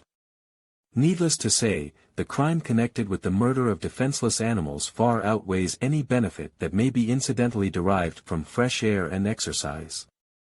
The whole thing is horrible beyond words, and it is difficult to understand how it is possible for civilized and otherwise kind-hearted people to take part in such abomination, and not only to take part in them, but even apparently to enjoy the bloodshed and the cruelty, and to vie with one another in the diabolical work of destruction.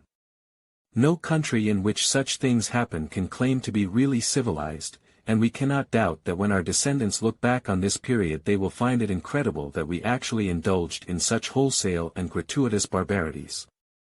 All forms of hunting incur similar reprobation. Even apart from the pain, misery and death inflicted upon the fox, the deer, the hare, or the otter, there is the whole question of the wickedness incurred in the training of dogs for such purposes. The dog is one of the domestic animals which are given into man's care in order that he may advance their evolution. He does not help it, but fatally hinders it, when he trains the animal to be more ferocious than the wolf or the tiger, when he teaches it to kill not for food, as do the wild beasts, but for the mere lust and pleasure of killing.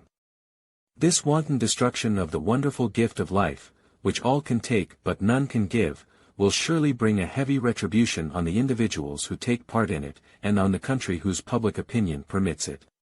One terrible thing connected with this is that our children imitate our thoughtless cruelty, and so young souls who would naturally be kind and helpful are led into the commission of these crimes. We can hardly wonder that a boy fishes or hunts, or sets his dog to kill some living creature, when he constantly sees his father doing the same thing.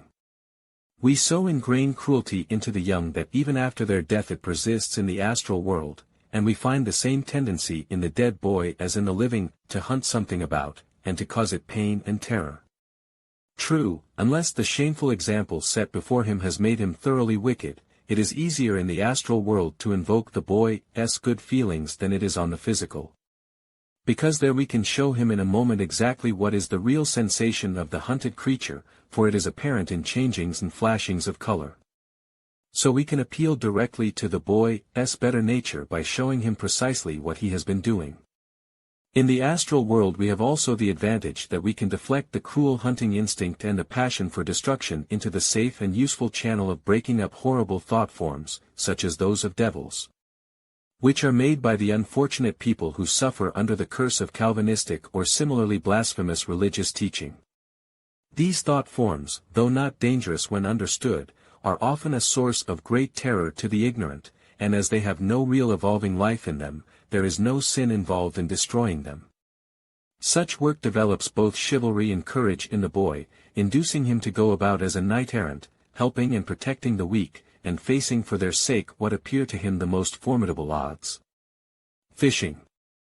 Fishing is another manifestation of the lust for slaughter, and many people indulge in this who would recoil from other forms of enjoyment in which the bloodshed is more obvious, for here, instead of killing or crippling a bird by a shot, they only take the creature out of its element and leave it to die slowly by suffocation. Difficult though it is to understand how it can be so, I really believe that most of this atrocious cruelty is simple thoughtlessness. And the baneful effect of the collective thought forms clustering round a custom which has come down to us from the barbarous times of the Dark Ages. Horse racing. Horse racing, again, is another so-called sport for which there can be nothing but condemnation. The mere running of horses against one another, if they are not struck or otherwise ill-treated, is no more objectionable than a race between boys, or men. But as matters stand now, the whole mass of ideas which cluster round the turf is objectionable to the highest degree, and from the occult point of view the atmosphere of a racecourse is a veritable hell. All the cheating and trickery, all the mad anxiety and avarice, all the hatred and deliberate falsehood, make the whole scene an indescribable nightmare of horrors. Yet decent men will show themselves in such a place and, even worse still, will subject their wives and daughters to its appallingly evil magnetism.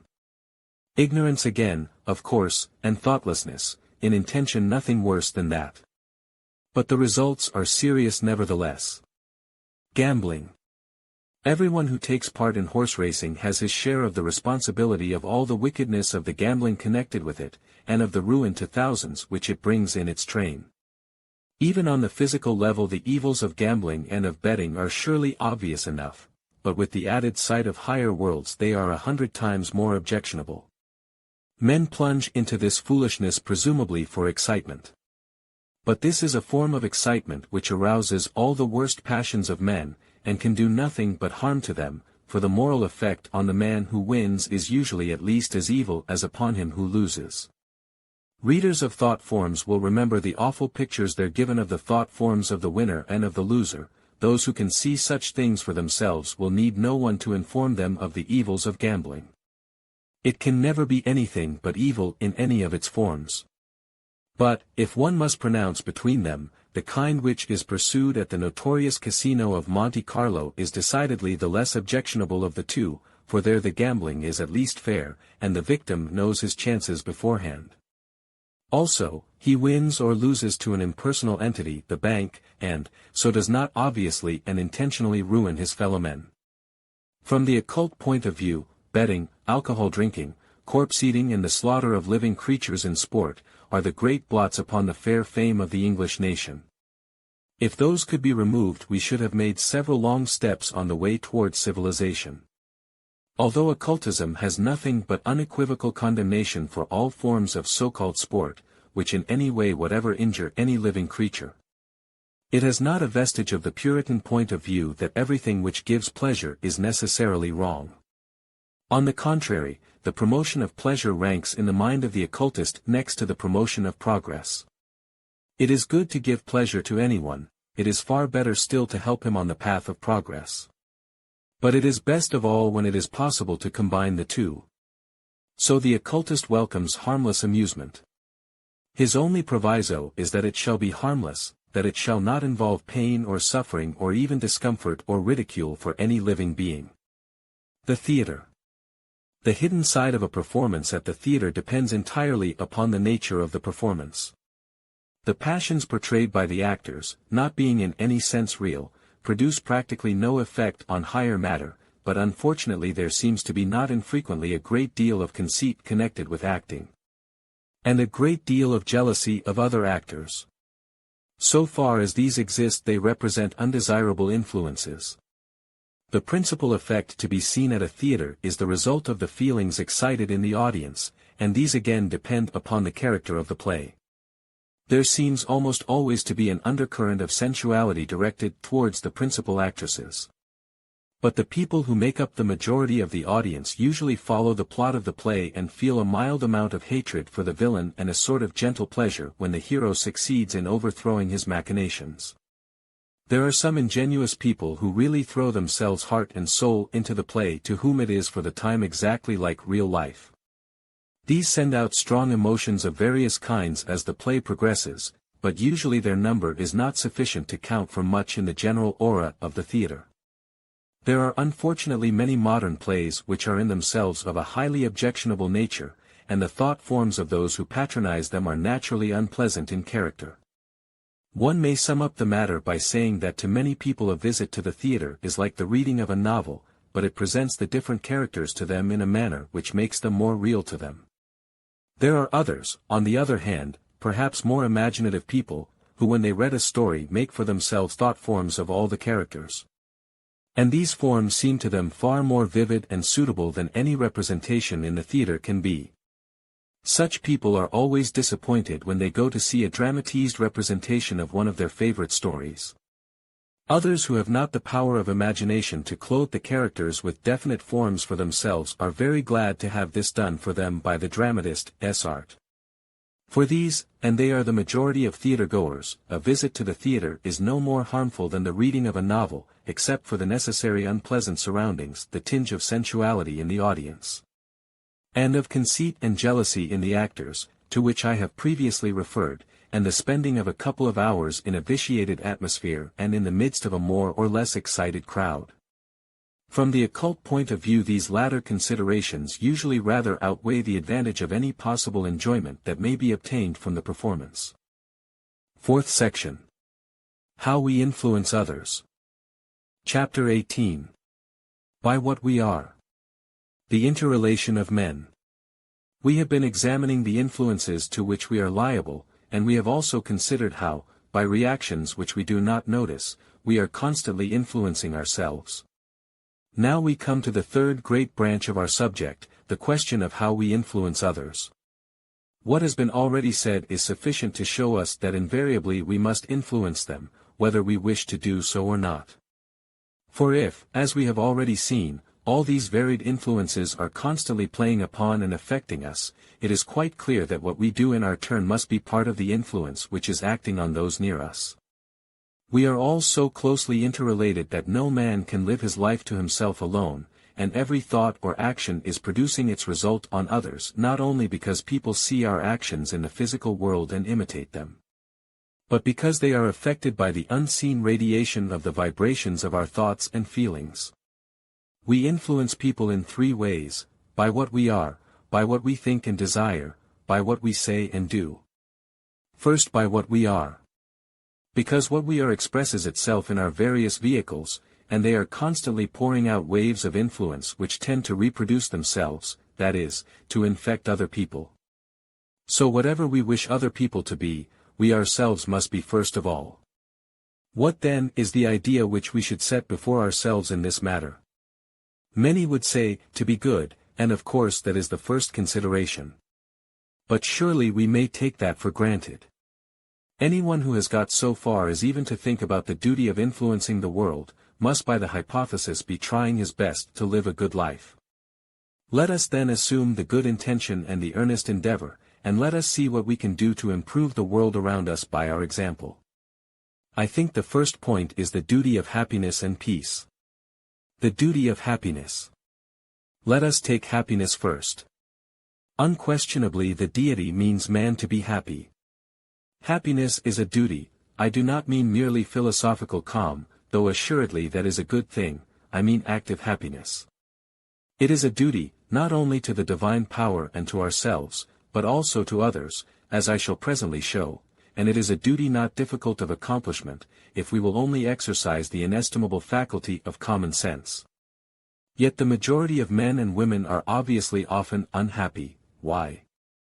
Unhappiness is a mental condition, so the suffering which comes from sickness or accident is not strictly part of our subject, yet there is often a mental side even to that, which may be greatly minimized by the application of reason. Eternal justice rules the world, and therefore nothing can, by any possibility, happen to us that we have not deserved. And as that eternal justice is also eternal love, everything that happens to us is intended to help us forward in our development, and is capable of doing so, if we will only take it in the right way and try to learn the lesson which it is meant to teach. Since this is true, and those who have probed most deeply into the mysteries of life and death know that it is, to grumble or to repine at suffering is manifestly not only to waste much force uselessly, but also to take an entirely inaccurate and foolish view of life, and to lose what is designed as an opportunity. Let us consider some of the more frequent causes of this prevalent unhappiness, in order to see how it can be avoided. Man has displayed exceeding ingenuity in inverting reasons for being miserable, but most of them can be classed under one or other of four heads: desire, regret, fear and worry. Desire. Much unhappiness arises because people are perpetually yearning for what they have not, for riches, for fame, for power, for social position, for success in all sorts of undertakings. I do not forget that contentment may sometimes denote stagnation, and that what has been called divine discontent is a prerequisite to progress. That we should unceasingly endeavor to improve ourselves, to better our position, to augment our power of helpfulness to others, all this is good and estimable, and tends to our evolution. But most of our discontent is anything but divine, because it is not a desire for improvement and usefulness, but rather a mere selfish craving for the personal enjoyment that we expect to derive from riches or from the exercise of power. And that is why so much misery results from it. Press forward, indeed, as ardently as you will, but be happy in your pressing, be cheery under failure, and never be too busy to hold out a helping hand to your fellow pilgrim. Among the most poisonous of the manifold forms of this great we desire, are those called envy and jealousy. If men would only learn to mind their own business and leave other people alone, many fertile sources of unhappiness would disappear. What is it to you that another man has more money or a larger house, that he keeps more servants or owns better horses, or that his wife is able to indulge in more astonishing vagaries of millinery and dressmaking? All these things afford him a certain kind of opportunity, a test of his capacity for using them aright. He may be succeeding or he may be failing, but in any case you are not his judge, and your business is clearly not to waste your time in criticizing and envying him, but to be quite sure that you yourself are fulfilling to the uttermost the duties which appertain to your own state of life. Perhaps of all the passions which poor human nature cherishes, jealousy is the most ridiculous. It pretends to love fervently, and yet objects that any other should share its devotion. Whereas unselfish affection but rejoices the more when it finds the object of its adoration universally appreciated. Jealousy loathes, above all things, to see evidence of the fondness of for its idol, and yet it is always eagerly watching for confirmation of its suspicions, and will take any amount of trouble to prove to itself the existence of what most it hates.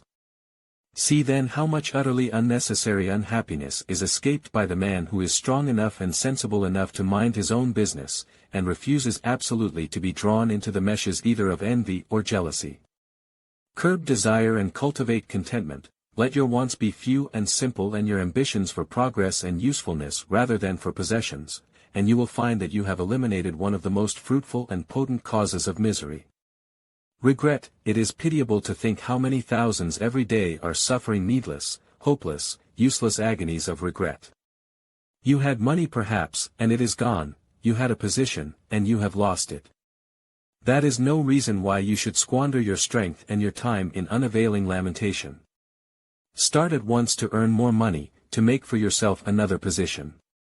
Let the dead past bury its dead, and turn your thought to the future. Yes, and this is true even though the loss has been caused by your own fault, even though that which you regret be a sin. You may have failed, as many a man before you has failed, but you have no time to waste in remorse. If you have fallen, do not lie mourning in the mud, but get up at once, and go on your way more circumspectly. Set your face forward, and push resolutely ahead.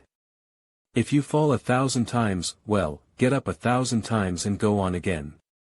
It is absolutely useless to sink discouraged by the way. There is just as much reason for the 1,000th attempt as there was for the first, and if you persevere success is certain, for your strength grows by repeated effort. A master once said, the only repentance which is of the slightest value is determination not to commit the same sin again. The wise man is not he who never makes mistakes, but he who never makes the same mistake twice.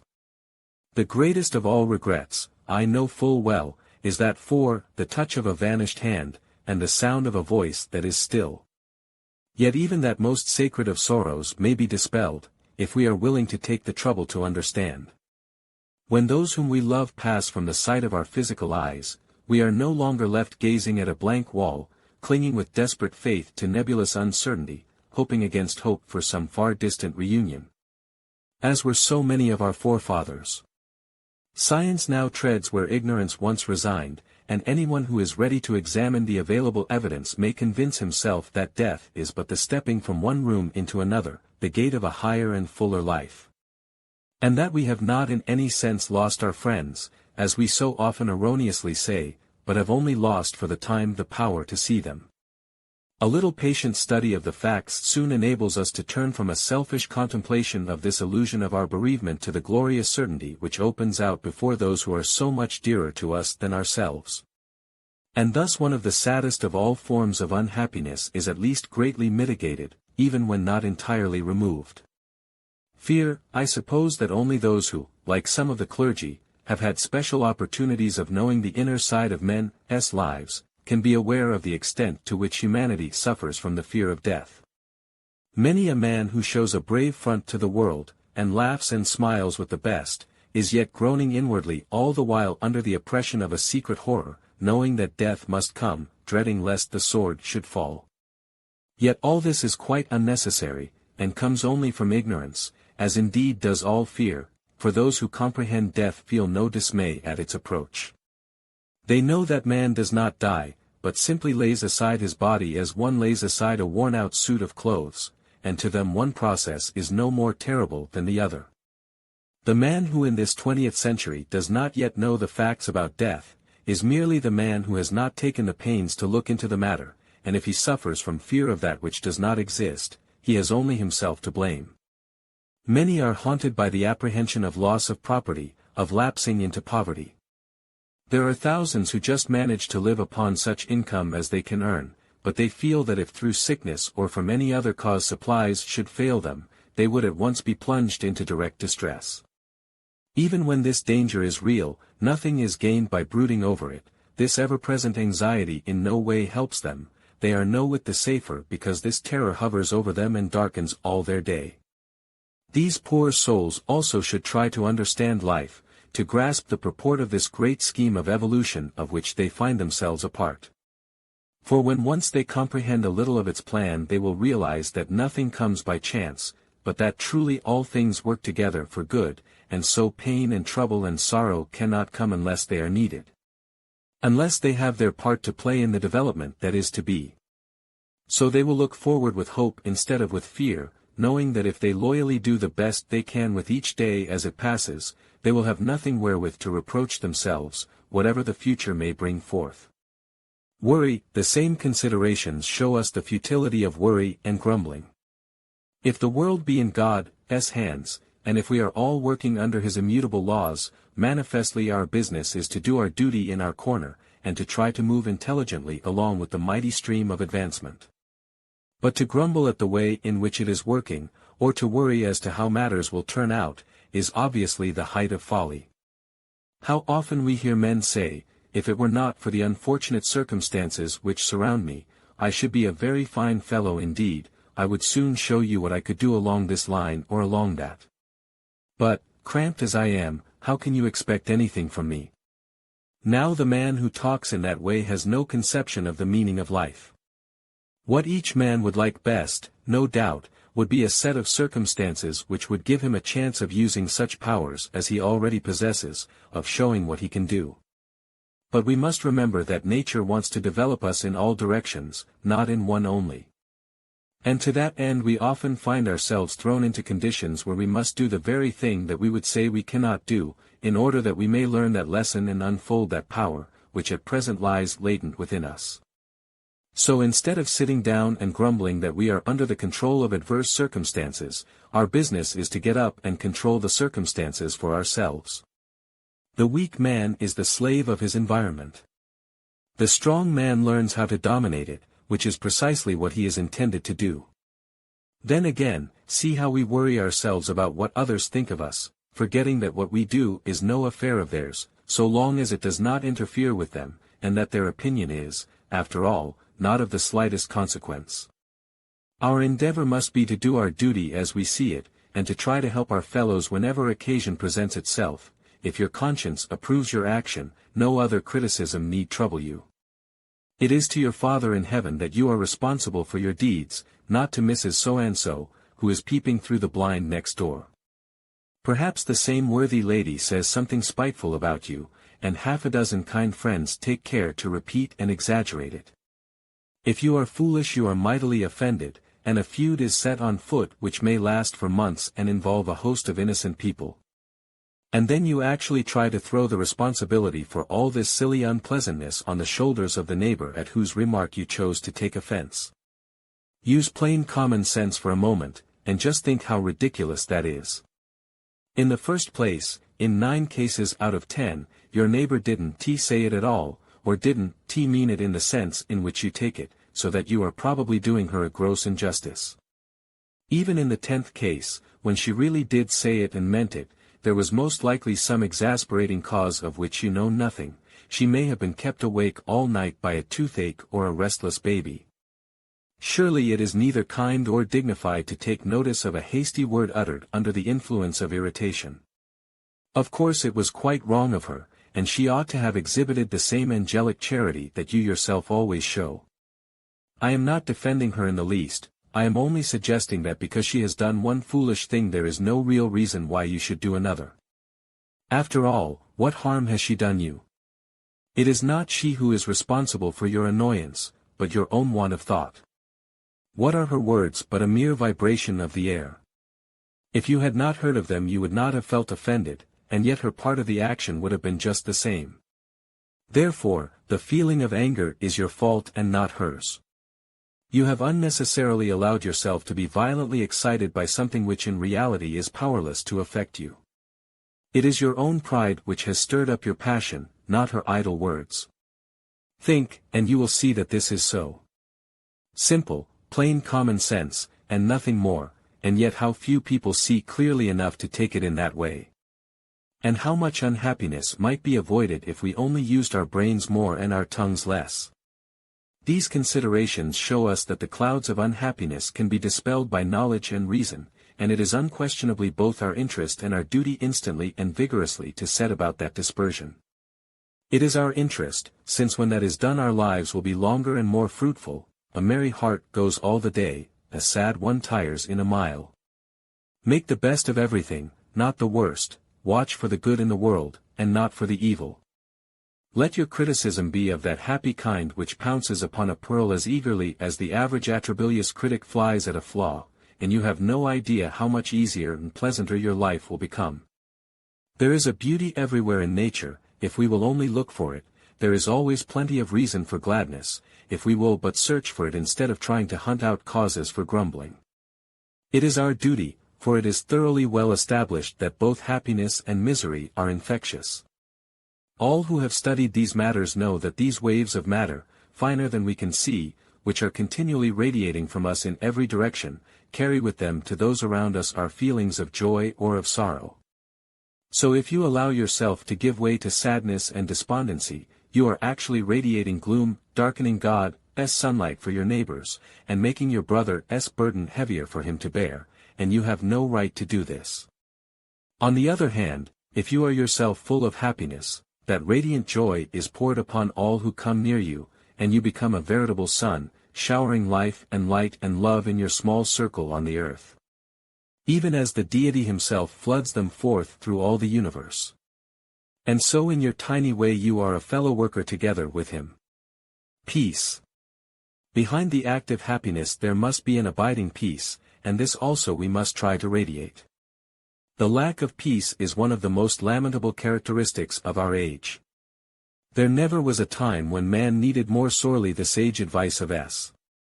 Peter, seek peace and ensue it, but the majority know not even in what direction to begin the search, and so they decide that peace is unattainable on earth, and resign themselves to discomfort. Man is living simultaneously in 3 worlds, the physical, the astral or emotional, and the mental, and he has in each of these a body or vehicle through which he expresses himself. At all these levels, in all these vehicles, there should be peace, yet with most of us that is very far from being the case. On the physical earth, there is hardly a person who is not complaining of something, who is not frequently ill in some way. One man's digestion is out of order, another has constant headaches, a third finds his nerves breaking down, and so on. In the world of emotion matters are no better, for people are constantly allowing themselves to be shaken and torn by violent feelings, sorrow, anger, jealousy, envy, and so they are quite unnecessarily miserable. Nor are they at peace mentally, for they are perpetually rushing from one line of thought to another, full of worry and hurry, always desiring new things before they have understood or utilized the old. The causes of this universal unrest are three: ignorance, desire, and selfishness. Therefore, the path to peace consists in conquering these hindrances, and replacing them by their opposites in gaining knowledge, self-control and unselfishness. Men often think that the causes of their disquiet are exterior to themselves, that sorrow and trouble press upon them from without, not realizing that nothing outside can affect them unless they themselves permit it to do so. None but ourselves can ever hurt us or hinder us, just as no one else can make our progress for us. As has been beautifully said in the East, the path lies within us. If we take the trouble to consider it, we shall see that this is so. To gain peace we must first gain knowledge of the laws under which evolution is working. When we are ignorant of these laws, we are constantly breaking them, constantly pushing aside from the path of the progress of the race in pursuit of some fancied private and personal advantage or pleasure. The steady pressure of the law of evolution forces us back, for our own good, into the path which we have left. We are restless, we struggle against it. We complain of the pain and the trouble as though they had come upon us by mere chance, when all the time it is our own resistance to the guidance of the law that causes us to feel its constraining power. Our health suffers because we so often live unhealthily. We eat the wrong food, we wear unsuitable clothing, we ignore ventilation and exercise, we pass our lives amidst unsanitary conditions, and then we wonder why our heads ache or why our nerves and digestion fail us. The man who knows the laws of hygiene and takes the trouble to obey them avoids these evils. Precisely the same is true with regard to the worlds of thought and emotion. These have their natural laws, and to break those laws means suffering. Unfortunately, many people have the idea that all rules relating to these realms of thought and emotion are arbitrary. Religious teachers have made the disastrous mistake of talking about the imposition of punishment for the breach of them. And so have obscured the plain fact that they are just as much laws of nature as those with which we are familiar in physical life, and that what follows upon any infraction of them is not punishment, but merely the natural result. If a man seizes a red-hot bar of iron with the naked hand, he will be burnt, but it would not occur to us to describe the burn as a punishment for taking hold of the bar. Yet we often do so describe results which are just as natural and just as inevitable. Knowledge of the great scheme of evolution and its laws not only shows us how to live so as to earn peace in the future. It also gives us peace here and now in the present, because it enables us to understand the object of life, to see the unity through all its diversity, the glorious final triumph through the mist of apparently hopeless misery and confusion. For when once the scheme is comprehended, its end is no longer a matter of blind faith, but of mathematical certainty, and from that certainty comes peace. To our knowledge we must add self-control, not merely of actions and words, but of desires, emotions and thoughts. For all thoughts and emotions show themselves as waves in the matter of the mental and astral bodies respectively. And in both cases the evil or selfish thoughts are always comparatively slow vibrations of the coarser matter, while the good unselfish thoughts are the more rapid undulations which play only in the finer matter. But a sudden rush of anger or envy or fear overwhelms for a moment the whole of the astral body, and forces it all to swing for that moment at a special rate. This soon calms down, and the body returns to its normal rates of oscillation. But ever after it is a little more ready to respond to the particular rate which expresses that evil passion. Long ago the great Lord Buddha taught his followers that the life of the ordinary man is full of sorrow, because he attaches himself to earthly things that decay and pass away. He desires wealth and power or position, and he is discontented because he does not gain them, or because, having gained them, he finds them slipping from him. Even to his friends he attaches himself wrongly, for he loves the physical body which must change and fade, instead of the real man who lives on through the ages. And so when his friend lays aside the outer vehicle he mourns him as dead, and thinks that he has lost him. The whole tendency of our civilization is to increase desire, to multiply our requirements. Things which were regarded as luxuries by one generation are considered necessities of life by the next, and our desire is ever reaching out in new directions. If we wish for peace, we must learn to limit these desires, to live a simpler life, to be satisfied with comfort without longing for luxury. We must distinguish necessities from superfluities. It is better to decrease our wants and leave ourselves time to rest, rather than to work ourselves to death in the desperate effort to satisfy constantly increasing wants. If we are to have peace, we must certainly control desire. Another fertile source of disquiet is the habit that we have of interfering with other people, of perpetually trying to make them see and do things as we see and do them. Many of us seem quite unable to hold a conviction on any subject, social, political or religious, without immediately quarreling with everyone whose convictions happen to be different, and getting up a heated argument about the matter. When we learn ungrudgingly to allow others the same freedom of opinion on every subject that we so unhesitatingly claim for ourselves, when we learn to refrain from criticizing them because they differ from us, we shall have advanced far along the path which leads to peace. Most of all is it necessary for peace that we should cast aside the personality and acquire unselfishness. So long as we are self-centered, so long as the I is the pivot round which all our universe turns, we insensibly but inevitably expect that it shall be the center for others as well. And when we find that they are acting without reference to us, without recognizing our paramount claims to consideration, we become irritable and self-assertive, and peace flies far from us. We must realize that we are souls and not bodies.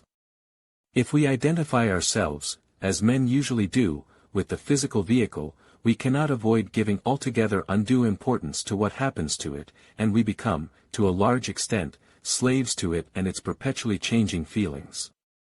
It is to avoid such bondage that the Oriental adopts the habit of thought which leads him to substitute for our ordinary phrases, I am hungry, I am tired, the more exact statement, my body is hungry, my body is tired. It is only one step farther to see that we are equally in error when we say, I am angry, I am jealous. The true I is the self behind or within all these vehicles, and that self cannot be angry or jealous, though its astral body may. But it is just as much a mistake for a man to identify himself with the astral vehicle as with the physical. He must not be the slave of any of his body's mental, astral or physical. These three together make up his personality, the temporary and partial expression of him, but they are not he, any more than the clothes are the man. These 4 steps, then, must be taken.